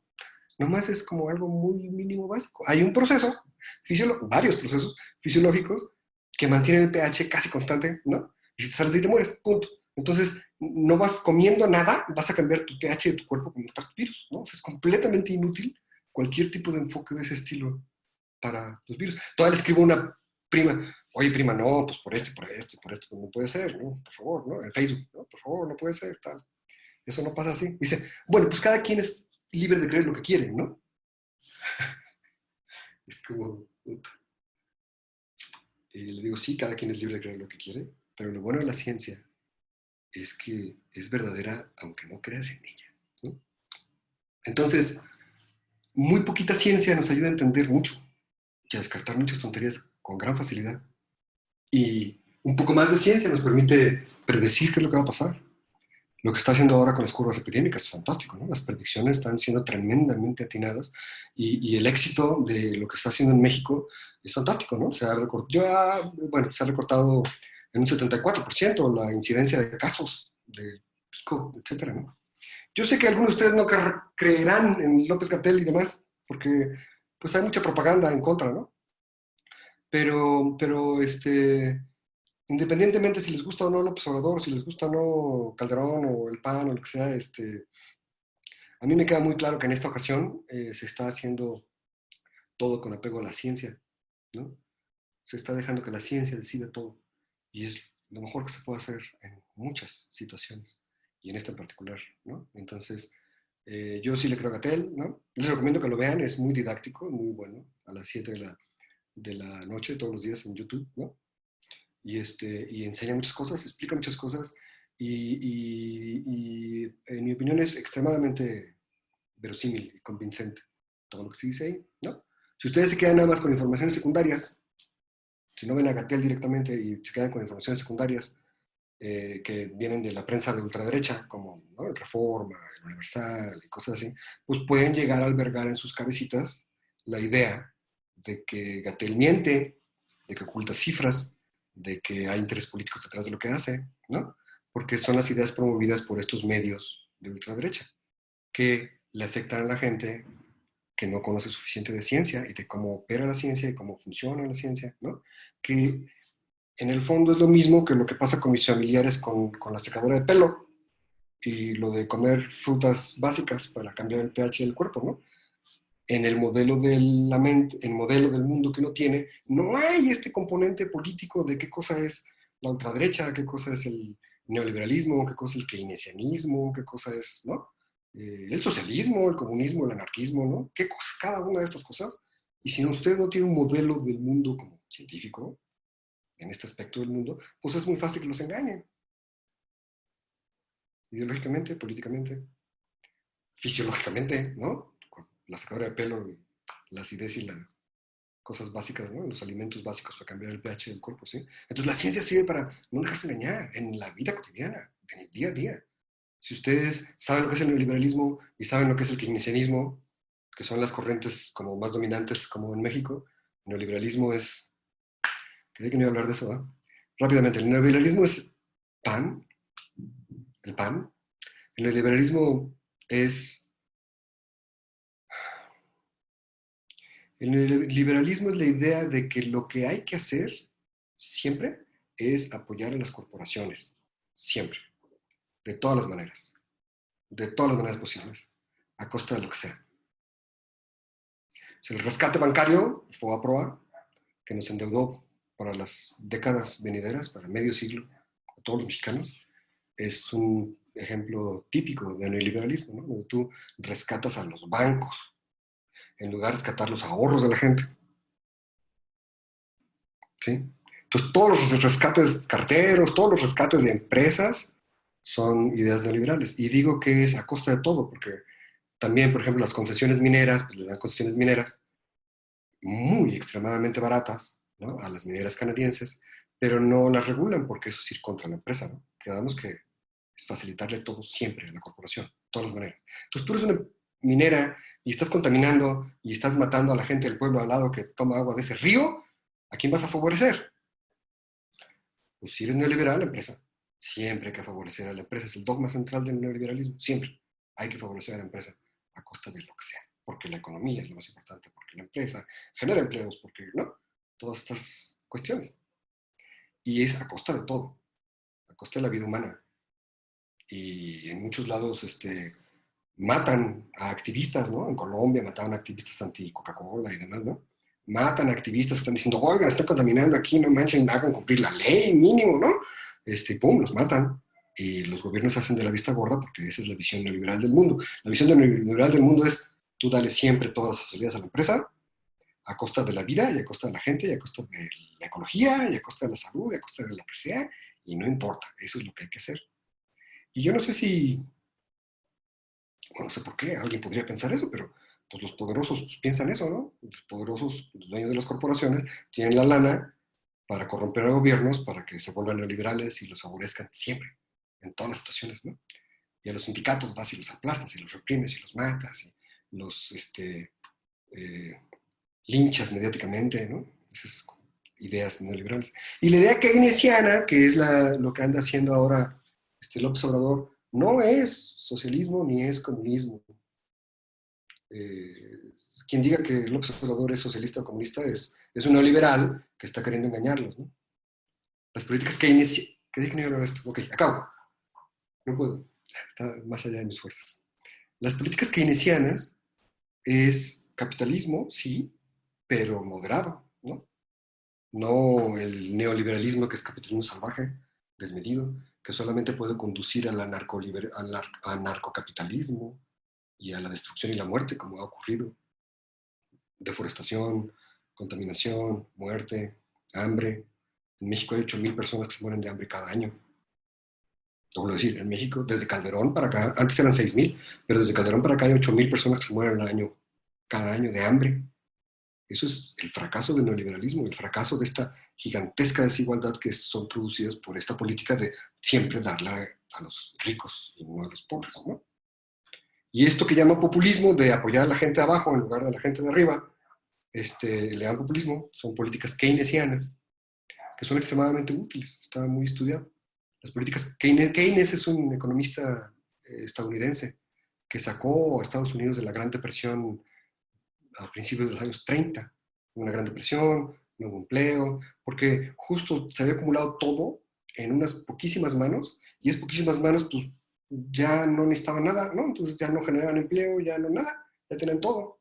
Entonces no había empleo, la gente tenía hambre, ¿no? Eso es en Estados Unidos, principios de los años 30, empezó en 1929, ¿no? Y Keynes llegó y dijo, bueno, lo que hay que hacer es, pues, darle dinero a la gente, ¿no? No tanto como regalarlo, pero pues casi, ¿no? Tú contratas a unos para que hagan hoyos y contratas a otros para que los tapen. Eso se decía casi de manera de broma, pero no tanto, ¿no? A unos contratas para que hagan hoyos y a otros los contratas para que los tapen. ¿Cuál es el sentido de eso? Bueno, el sentido de eso es que la gente tiene un trabajo, aunque no sea muy útil, porque se compensa uno con el otro, y la gente tiene dinero. Entonces la gente come. Porque la gente pobre, lo que hace, la gente de clase media para abajo, lo que hace con el dinero cuando lo tienes, consume. Consume alimentos, consume productos, servicios, y eso hace que la economía se mueva. En cambio, cuando la gente de hasta arriba tiene dinero, pues no consume, se lo queda, se compra otra mansión, no hace cosas que hagan que la economía se mueva, lo acumula simplemente, ¿no? Y no hace cosas que la economía se mueva, está muy estudiado. Si tú le das, por ahí no me acuerdo la cifra exacta, pero más o menos, si tú le das $1 a un gran capitalista, eso produce como 1.12 dólares de Producto Interno Bruto de intercambios comerciales, de $1 a 1.12, no me acuerdo el número exacto, pero por ahí. Si tú le das $1 a alguien de bajos recursos, esto, los dólares, porque es en Estados Unidos el estudio, a alguien de bajos recursos, eso hace que vaya y le compra al de la tiendita, y ese va y le compra a no sé quién, y entonces hace que eso sea 4 puntos no sé qué dólares adicionales de Producto Interno Bruto, explico, de intercambios comerciales. Entonces, bueno, si, de nuevo, o sea, si uno no sabe cómo funciona el cuerpo, los que te hablen de aspirar secadores de pelo o comer cosas básicas para cambiar tu pH, pues te pueden engañar. O si eres más ignorante, te pueden engañar los terraplanistas, ¿no? Y si eres ignorante políticamente, te pueden engañar la ultraderecha, que es la opinión de los grandes empresarios. Ustedes y yo no somos grandes empresarios, entonces no es nuestra opinión y no tenemos por qué estar de acuerdo con ella, ¿no? Pero es la opinión que se expresa en la mayoría de los medios masivos, en la televisión, en Reforma, en Universal. Entonces, predecirla como con, quiero construir un puente, quiero saber si se va a caer antes de construirlo, ¿no? Porque es una lana. Quiero construir un barco, quiero saber si se va a hundir antes de construirlo, porque es una lana.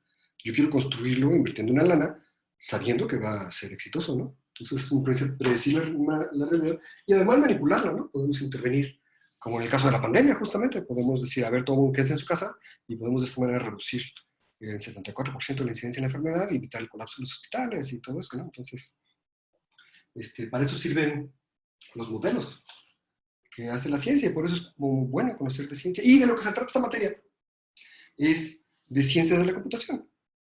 La primera materia de ciencias que ustedes ven probablemente en su carrera, ¿no? Un enfoque completamente diferente.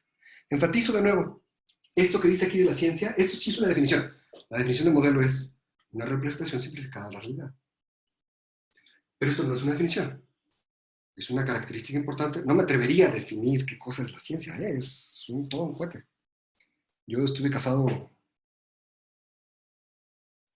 15 años con una filósofa de la ciencia. Entonces, aprendí mucho. Fue horrible, por otras razones, pero aprendí mucho. Y definir qué es ciencia y qué no es ciencia es una bronca. Yo no me atrevería a hacerlo aquí, ¿no? Pero sí, esta es una característica importante de la ciencia. Entonces, insisto que no es una definición, porque todos hacemos eso, ¿no? Ustedes y yo tenemos las personas que conocemos y el modelo de las personas que conocemos. Todos hacemos modelos.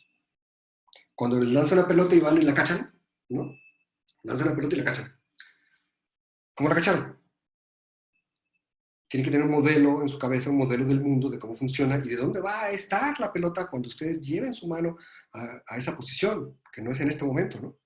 No estiren su mano hacia donde está la pelota en este momento, porque la pelota pasaría. poner la mano donde va a estar la pelota con anticipación. Entonces eso requiere un modelo del mundo, de la mecánica del mundo, ¿no?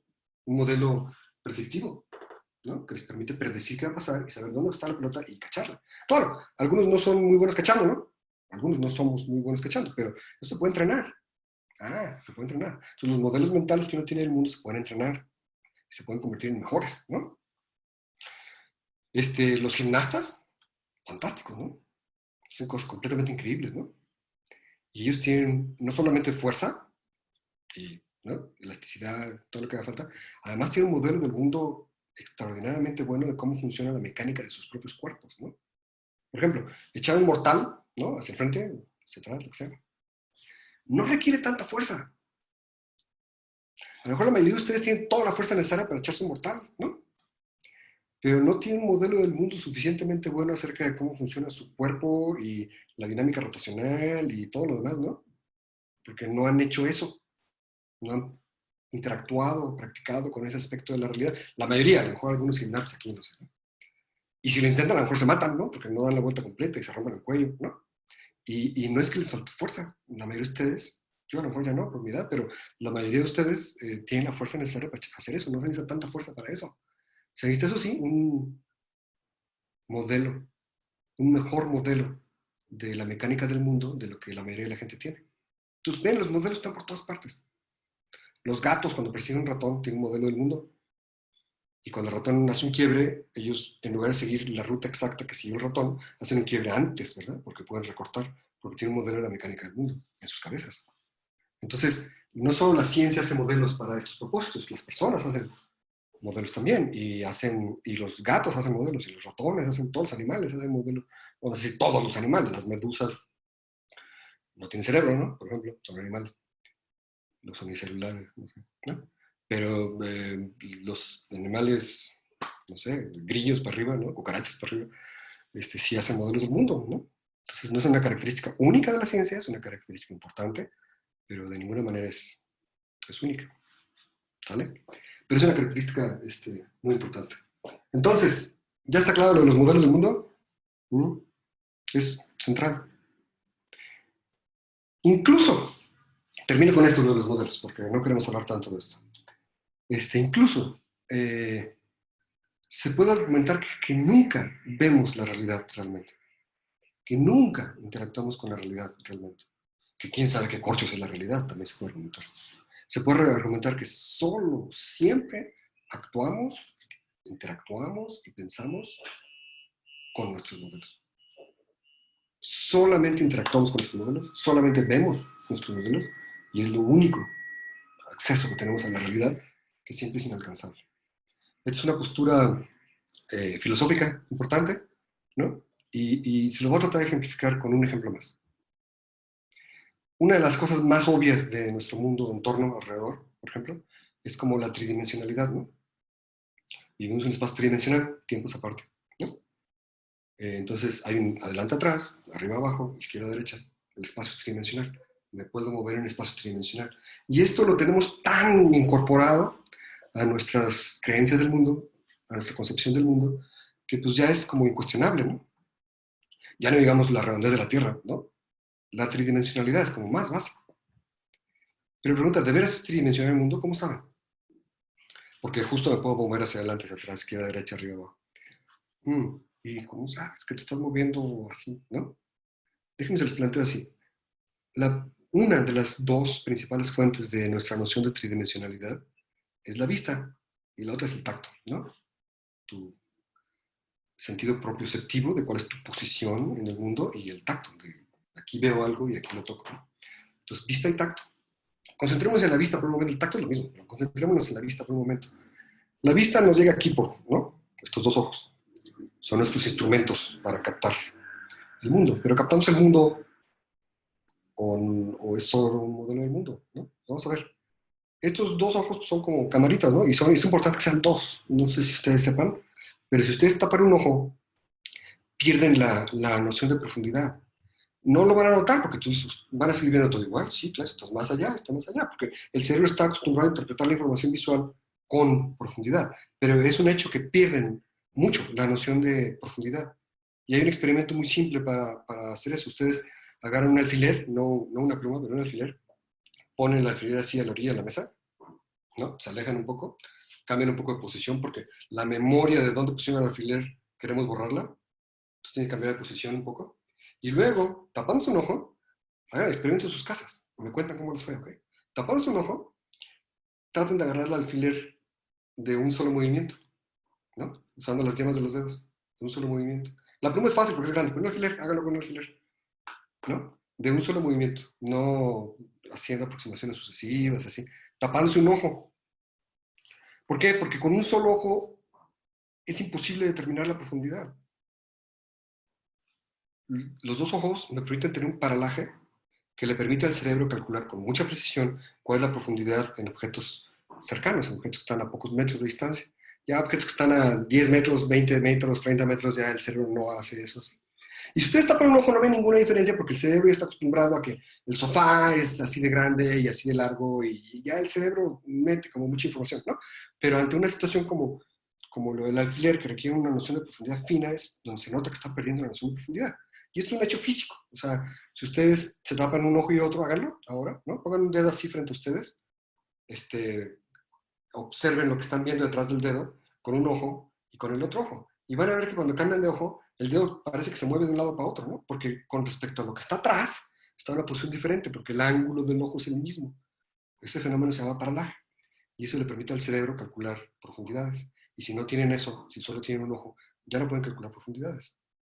Personas que tienen un ojo, que han perdido un ojo, que no pueden ver bien con un ojo, tienen muchas dificultades para manejar. Algunos de ellos prefieren no manejar porque es un peligro, porque pierden mucho la noción de profundidad, ¿no? Entonces, esta noción de profundidad viene un poco de los ojos y del hecho que sean dos, pero en todo caso los ojos son como camaritas y la información que reciben y que mandan al cerebro, pues se puede digitalizar, ¿no? Ustedes saben de computadoras, saben de Zoom, saben de cámaras. Uy, tengo muchos mensajes aquí sin ver, perdónenme. Mi padre es muy pseudocientífico. Sí, mano, ni modo. Alguien me está diciendo, sí, sí, no, pero sí, no, jaja, claro, pero ya no supe de qué estaban diciendo. Supongo que fue cuando les dije que se habían recibido mensajes como esos del WhatsApp, ¿no? De coronavirus y demás. Bueno, disculpen, se me pasó. Es que ahí tengo varias ventanitas aquí, las voy a acomodar óptimamente. Bueno, no óptimamente porque me puedo tardar demasiado en calcularlo óptimo. Ok, entonces, sí fue en ese momento. ¿Qué fue esto de sí fue en ese momento, William Palacios? Sí fue en ese momento. Me hacía un comentario de hace rato. Bueno, está bueno. Entonces, la información que tienen los ojitos se puede digitalizar, convertir en ceros y unos, ¿no? Toda la información en la computadora está escrita con ceros y unos, lo saben, ¿no? No quiero entrar en detalle. Entonces, la información de este ojito se puede convertir en ceros y unos, y es la misma información. Y la información de este otro ojito se puede convertir en ceros y unos, y es la misma información. Y ustedes ven esas dos secuencias de ceros y unos, en esa información que están viendo de ceros y unos, está codificada la tridimensionalidad, que les parece obvia, ¿no? Ahí está codificada la tridimensionalidad en esa información visual. Y si prefieren agregar la información táctil, también la información táctil se puede codificar, ceros y unos. Entonces tiene un montón de ceros y unos, y díganme, ¿dónde está la obviedad de la tridimensionalidad ahí? ¿Cómo puede ser que en esa información, que consta solo de ceros y unos, haya algo como la tridimensionalidad que es obvio? Pues no es obvio, ¿no? Hay un procesamiento de esa información que es hecho por el cerebro, como en automático, que nos brinda este modelo del mundo reconstruido en el cerebro, que es tridimensional. El mundo podría no ser eso, ¿no? Podría nuestro cerebro real estar por ahí en una cubeta, ¿no? Con electrolitos flotando, con electrodos que le están suministrando esta información directamente al cerebro. ¿Y cómo podríamos saber la diferencia? No es una idea mía, es una idea de la mente en la cubeta, o Glenn, ¿no? La mente en la cubeta. ¿Cómo sabemos que no es todo ficción? ¿Cómo sabemos que no está nuestro cerebro flotando en una cubeta con electrolitos y con electrodos que nos alimentan esta información que creemos que es la información del mundo, ¿no? ¿Cómo sabemos que este mundo es este y no uno completamente ajeno? Esta es una idea pues muy antigua, desde Descartes. Descartes es contemporáneo de Newton, después estamos hablando por ahí de 1400, 1500, 1500, por ahí, 1600, no sé, por ahí. Descartes, ¿no? Dice, ¿cómo yo no sé que un demonio se ha apoderado de mis sentidos y me alimenta información falsa? ¿Cómo yo sé que todo esto que veo tiene algo de verdadero? Cuando pregunté el WhatsApp, sí fue en ese momento cuando pregunté el WhatsApp. Muy bien. Entonces, se pregunta Descartes, ¿cómo yo sé que algo de lo que estoy viendo y sintiendo y oyendo y percibiendo tiene algo de verdad? ¿No? Y esto puede ser demasiado filosófico para la mayoría de ustedes quizá, pero yo creo que vale la pena preguntárselo alguna vez, ¿no? O sea, ¿por qué creo las cosas que creo? ¿Qué fundamento tengo para creer las cosas que creo? Y bueno, llevarlo hasta el extremo de dudar de la tridimensionalidad, o como hizo Descartes, de la existencia de las cosas, de mi propia existencia, de la existencia de ustedes, ¿no? Llevarlo al extremo de dudar de todo. Pues quizás un extremo, pero si dudan un poco de las cosas es útil, ¿no? Lo que se llama la duda sistemática de Descartes, que es, güey, pues te dicen un montón de cosas, pero tú duda, ¿no? Y verifica. Ahora sí que chequen las fake news, ¿no? Duda de las cosas, verifica las cosas, infórmate, construye tu propio modelo del mundo. No dejes que te lo construya alguien más, como en Reforma, o el Universal o la televisión, ¿no? Construye tu modelo del mundo donde embonen las cosas, pero eso es un acto que tienes que realizar activamente, ¿no? En el caso de Descartes, dice, pues yo no sé si algo de todo puede ser cierto, yo no sé si existo, ¿no? Pero sé que pienso. De lo que no puedo dudar, de la única cosa que no puedo dudar, es de que estoy pensando. Si fuera una silla, eso no lo dice él, pero yo aclaro, si fuera una silla, no habría manera que un demonio se apoderara de su conciencia y de sus sentidos para hacerle creer que piensa, ¿no? Es una silla. Entonces, lo que no puedo dudar es de que está pensando. ¿Estoy pensando? Sí. Y si estoy pensando, entonces tengo que existir, ¿no? No podría pensar si no existo. Y de ahí el famoso pienso, luego existo, ¿no? De Descartes, que no es luego, después, sino es el otro significado de luego, que es el otro significado luego, que es en consecuencia. Entonces, pienso, luego existo significa pienso y por lo tanto tengo que existir.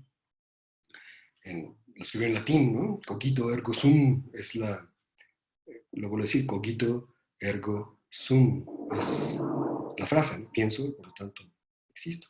Entonces, dudar de las cosas es muy sano. Dudar de las cosas en ciencia es crucial, vital, y eso es lo que le permite a la ciencia tener siempre un proceso de autodiálogo, de diálogo entre los distintos científicos para ir descartando lo que no funciona y agregando nuevos, descartando los modelos que no funcionan y agregando los nuevos modelos que sí funcionan. Hay que dudar con sabiduría, que esa es la premisa principal del terraplanismo. ¡Ah! Sí, el terraplanismo y la duda, ¿no? Si dudas, pues dudar de la redondez de la Tierra y ser terraplanista, ¿no?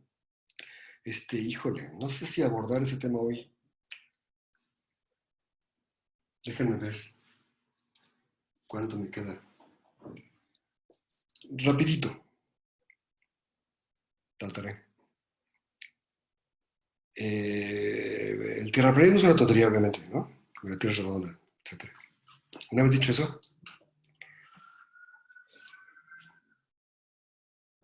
eso, es muy interesante el movimiento terraplanista desde el punto de vista epistemológico.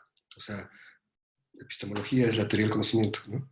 Y en este caso es cómo es y por qué es que creemos las cosas que creemos. En general, la epistemología estudia más el conocimiento formal, el conocimiento científico, ¿no? El conocimiento sólido. Es lo que llamaban los griegos episteme, por oposición a doxa. Episteme es una palabra del español, es una palabra de origen griego, que existe en el español. Ustedes la buscan en el diccionario de la lengua española y ahí está. Doxa es una palabra griega que no, parece que dice daxa, pero es doxa.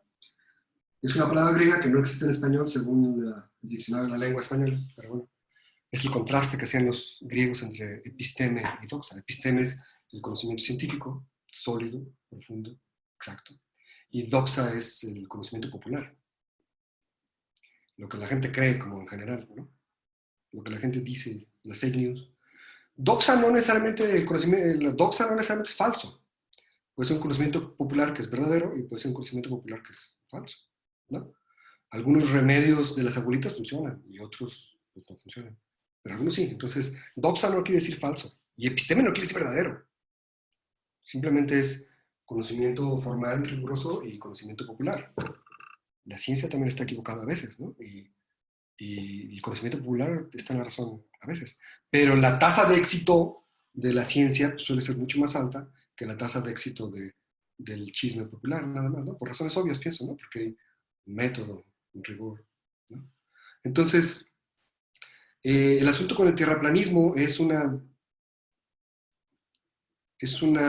duda de la autoridad, lo cual se me hace muy sano también, dudar de la autoridad, ¿no? No solo la autoridad política, sino todas las autoridades, la autoridad científica, la autoridad religiosa, todas las autoridades, dudar de la autoridad, pues es como muy buena idea. En general. Yo soy anarquista. Para mí todas las formas de autoridad son ilegítimas, ¿no? Pero eso es otra historia. Entonces, anarquista no quiere decir caos, y no quiere decir bombas molotov, y no quiere decir desorden y destrucción. Esta equivalencia entre anarquía y esto otro es propaganda ideológica de la ultraderecha, por si acaso tenían duda, ¿no?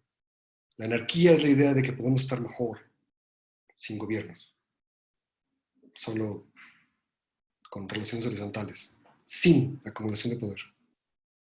Quizá en sus cabezas esto suena que es caos, porque pues, ¿quién va a poner orden? ¿No? Pues no, todos, nadie, ¿no? Pero hay experimentos muy interesantes a lo largo de la historia que demuestran lo contrario, que la anarquía es posible. No ha sido posible como de manera muy generalizada, básicamente porque todos los experimentos anarquistas que han fallado han sido aplastados militarmente por potencias externas. Pero la anarquía en sí no es una utopía, es algo perfectamente realizable. Y el mejor ejemplo está en Somia,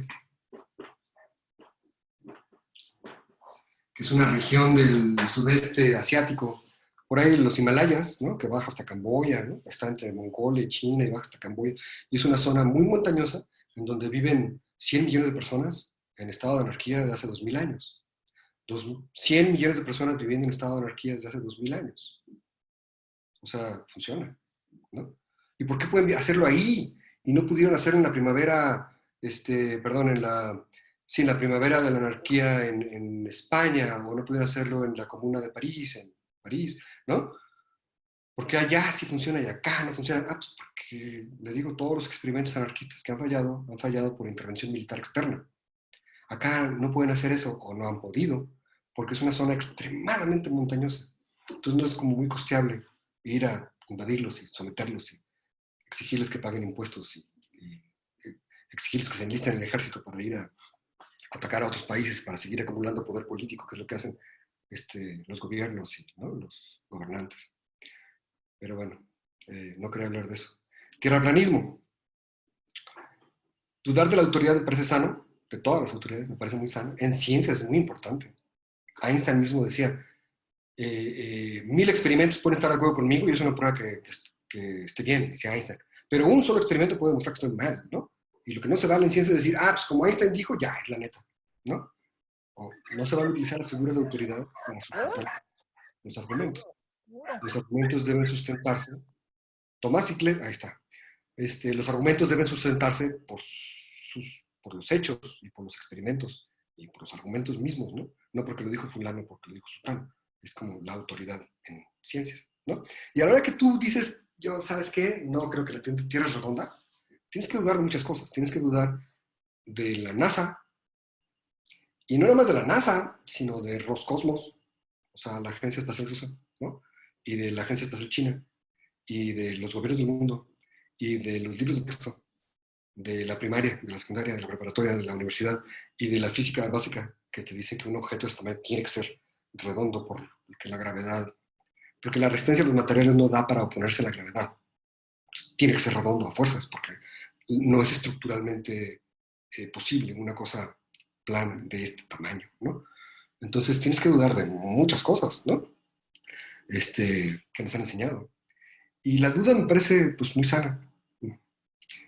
Pero pues llegar a pensar que una cosa es que dudes de las cosas que es muy sana y otra cosa es tener la convicción de que la Tierra es plana, ¿no? Ahí es donde ya no dudaste, ¿no? Estabas dudando muy padre y luego ya te creíste eso sin como mucha evidencia o algo, ¿no? O sea, ¿por qué va a ser plana? ¿Cuál es la evidencia que es plana, ¿no? La Tierra. Y sin embargo, no es completamente... Sin embargo, déjenme decir lo siguiente. Algunos de los terraplanistas, muchos simplemente son gente muy ignorante que es arrastrada ahí como rebaño, ¿no? Claro. Pero algunos de ellos son como muy interesantes y averiguan, y investigan, ¿no? Tiene una duda muy sana. El resultado es medio insano, pero tiene una duda muy sana, muy auténtica, muy legítima, ¿no? Y dudan de la autoridad, y dudan de los científicos, y dudan de, ¿no? Están los que dudan de las vacunas, es lo mismo, ¿no? O sea, no creer en las vacunas es algo muy anticientífico. Y es pensar que los científicos, todos, somos corruptos y hacemos cosas horribles porque nos dan dinero, ¿no? Es lo que creen los antivacunas. Eso es más grave, ser antivacunas, porque eso atenta contra la salud de todos. Ser terraplanista, pues no te afecta tanto, ¿no? Entonces la duda es muy buena, pero luego se creen esto otro. Ahora, yo decía, entre los terraplanistas, algunos dije que iba a ser breve, ¿verdad? Sí, perdónenme, estoy tratando. Nada de esto va en el examen. Los terraplanistas, algunos tienen argumentos interesantes, equivocados, pero argumentos interesantes. Y yo creo que si tú te agarras a uno de estos tierraplanistas con argumentos, que hay, son pocos, pero hay, y te agarras a una persona aleatoria, al azar, de las que creen que el mundo es redondo, pero pues, nomás no han reflexionado sobre el tema, nomás una persona al azar. Agarra una persona al azar y termina siendo, pues, no sé, tu tía, tu abuelita, ¿no? Tu abuelito, tu tío, no sé, alguien. Persona al azar. Y lo pones a argumentar contra un tierraplanista de los que han pensado en el asunto y han reflexionado en el asunto y tienen argumentos, y el tierra redondista no tiene ninguna oportunidad de ganarle, ¿eh? La mayoría de los que creen que la Tierra es redonda, como es, ¿no? Es redonda. Sí. Pero la mayoría de los que lo creen, pues lo creen nomás porque se los dijeron. En la primaria, en la secundaria. No tienen un modelo del mundo que permita argumentarlo. No tienen razones que permitan argumentarlo, nada más. Pues eso los dijeron. Y ven las fotos de la NASA, que podría ser un complot, ¿no? Ven las fotos de la NASA, redonda. No han reflexionado sobre el asunto, no tienen argumentos. Y el otro cuate sí va a tener argumentos. Y en una discusión entre, repito, alguien tomado al azar que cree que la Tierra es redonda como es, ¿no? Y alguien no tomado al azar, sino alguien de los tierraplanistas que tiene argumentos, los pones a discutir y va a ganar el tierraplanista, ¿no? Porque reflexionó el asunto, porque tiene ideas equivocadas, ¿no? Pero tiene sus ideas y tiene argumentos y construye cosas. Y alguien al azar, las personas tomadas al azar, pues la verdad suelen ser muy ignorantes, tristemente, ¿no? No tontas, ¿no? Es muy diferente. Y se confunde la ignorancia con la estupidez, no es lo mismo. Pero sí suelen ser muy, muy ignorantes. Y entonces, mi pregunta es, ¿de qué sirve creer que la Tierra es redonda si no tiene ningún argumento para justificarlo? Tú estás igual que el tierraplanista, que nomás cree porque alguien te dijo y te lo creíste, ¿no? ¿Qué ventaja te da pensar que la Tierra es redonda si no sabes cuál es la razón, las razones que argumentan eso? Estás igual de ignorante que el otro que cree que la Tierra es plana, ¿no? ¿Ustedes qué tanto saben argumentar que la Tierra es redonda? ¿Cómo? Yo varias veces he hecho el experimento con mis alumnos, con alumnos de licenciatura, con ustedes, con alumnos de maestría, y les digo, a ver, próxima clase vamos a argumentar y a discutir si la Tierra es plana o no es plana. Ustedes van a argumentar que la Tierra es redonda, como es, ¿no? Y yo voy a argumentar que la Tierra es plana. Un experimento muy interesante, lo he hecho varias veces, 4 veces, ¿no? Y la neta, normalmente gano. Porque conozco todos los argumentos de ambas partes, ¿no? Y los chavos no. Y por mucho que les doy un día ¿no? Un día de una clase a otra para prepararse, que van y argumenten, pues no pueden ver el tema a profundidad, porque se pueden argumentar muchas cosas. Y normalmente les gano. Y si les gano, quiere decir que no tienen suficientes argumentos, ¿no? Suficientemente sólidos. Y si no tienen argumentos suficientemente... Y estamos hablando de estudiantes universitarios, que que son mucho menos ignorantes que el público en general, ¿no? O que les gano porque soy autoritario. No, no, les gano los argumentos. Llega un punto en donde se quedan así y ya no saben qué más decir, ¿no? Además, chale, ya me extendí demasiado. Además, no puedo perder, porque soy matemático. Y me gusta la epistemología, y me gusta la filosofía de la ciencia, y sé de lo que estoy hablando. Entonces, no puedo perder, porque aunque no es lo que argumentan los tierraplanistas, sí existe un modelo matemático de tierra plana que es matemáticamente equivalente al modelo de tierra redonda. Lo vuelvo a decir, existe un modelo matemático donde la tierra es plana que es matemáticamente equivalente al modelo estándar de tierra redonda. Son dos modelos que te pueden calcular y predecir lo mismo.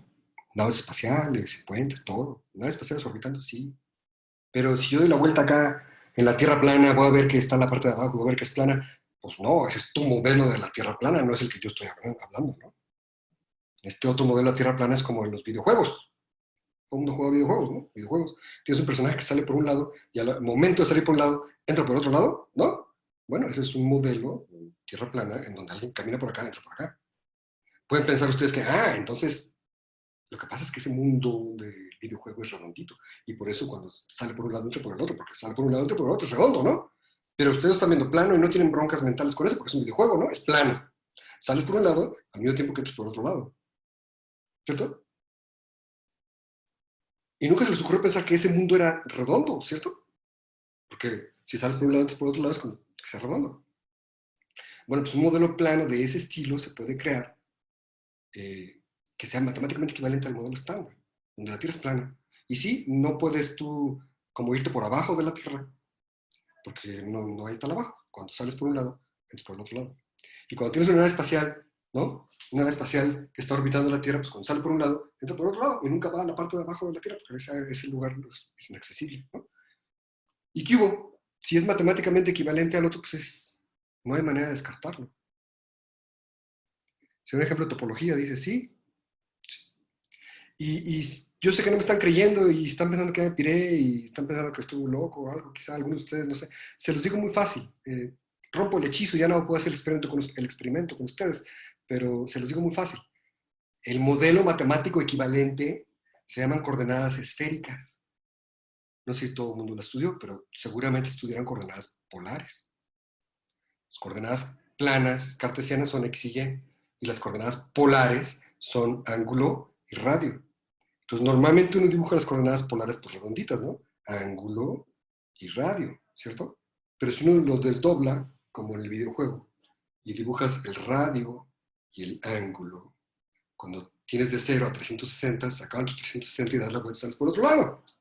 Y ya lo dibujas diferente y ya es plano. Rápidamente alguien objeta, no, pero es que se está dibujando mal. Bueno, ¿cómo sabes que estás dibujando mal ese y no el estándar? ¿Cómo sabes que este de X y Y no es ese el que estás dibujando mal?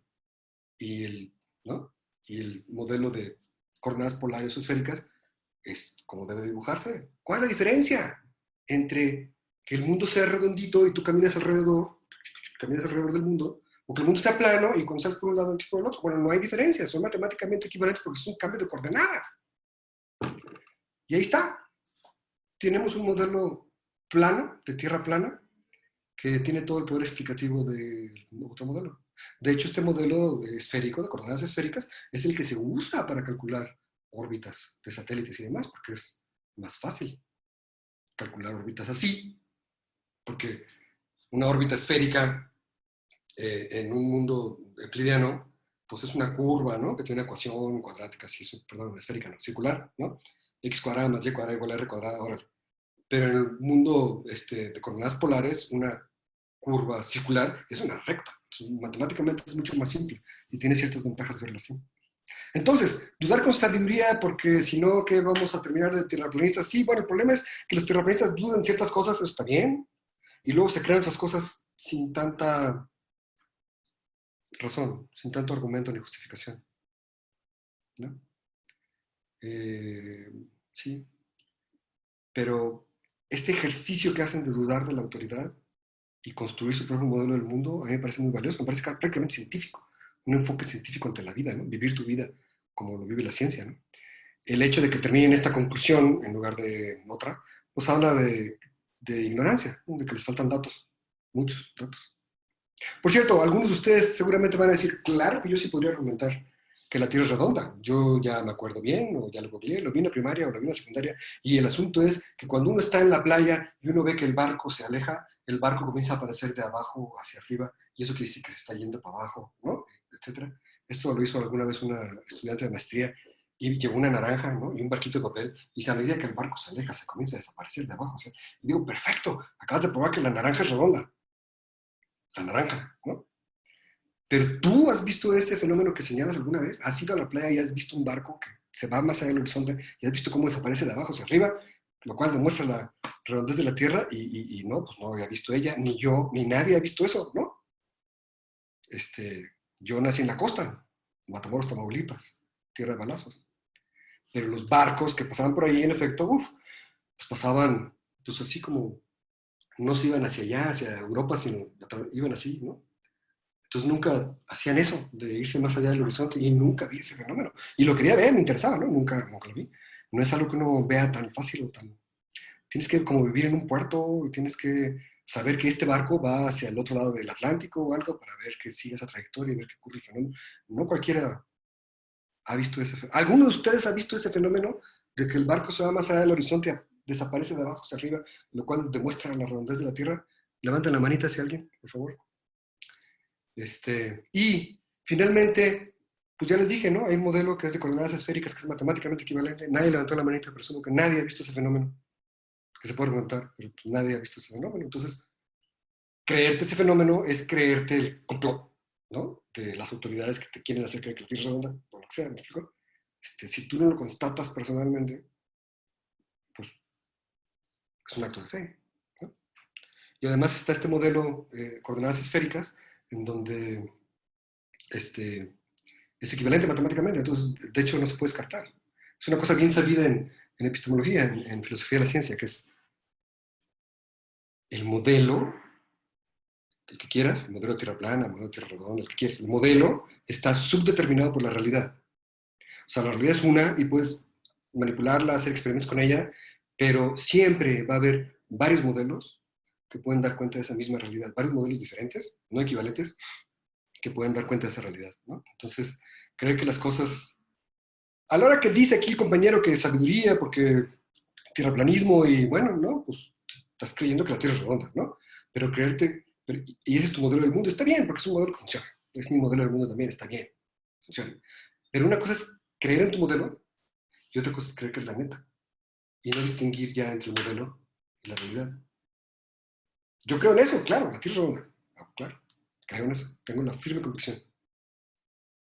Pero sí me queda claro que es un modelo. La neta, pues a lo mejor ni existe la Tierra, ni tú ni yo, ¿no? Estamos como en la Matrix. ¿Vieron la película Matrix? Veanla. Estamos todos conectados con electrodos y el mundo es otro enteramente. Bueno, pues ya me desvié. Moraleja, la noción de modelo es importante. La ciencia los usa mucho, no solo la ciencia. Es importante distinguir entre lo que creo de la cosa y la cosa en sí. ¿Vale? Nos vemos en la próxima clase, que probablemente sea el lunes, o sea, la siguiente clase que nos toca. Les aviso. Que tengan muy buen día. Gusto saludarlo. Bye. Igualmente, profesor. Buen Un día. Bye, bye. Sí, un Hasta gusto. luego, buen día.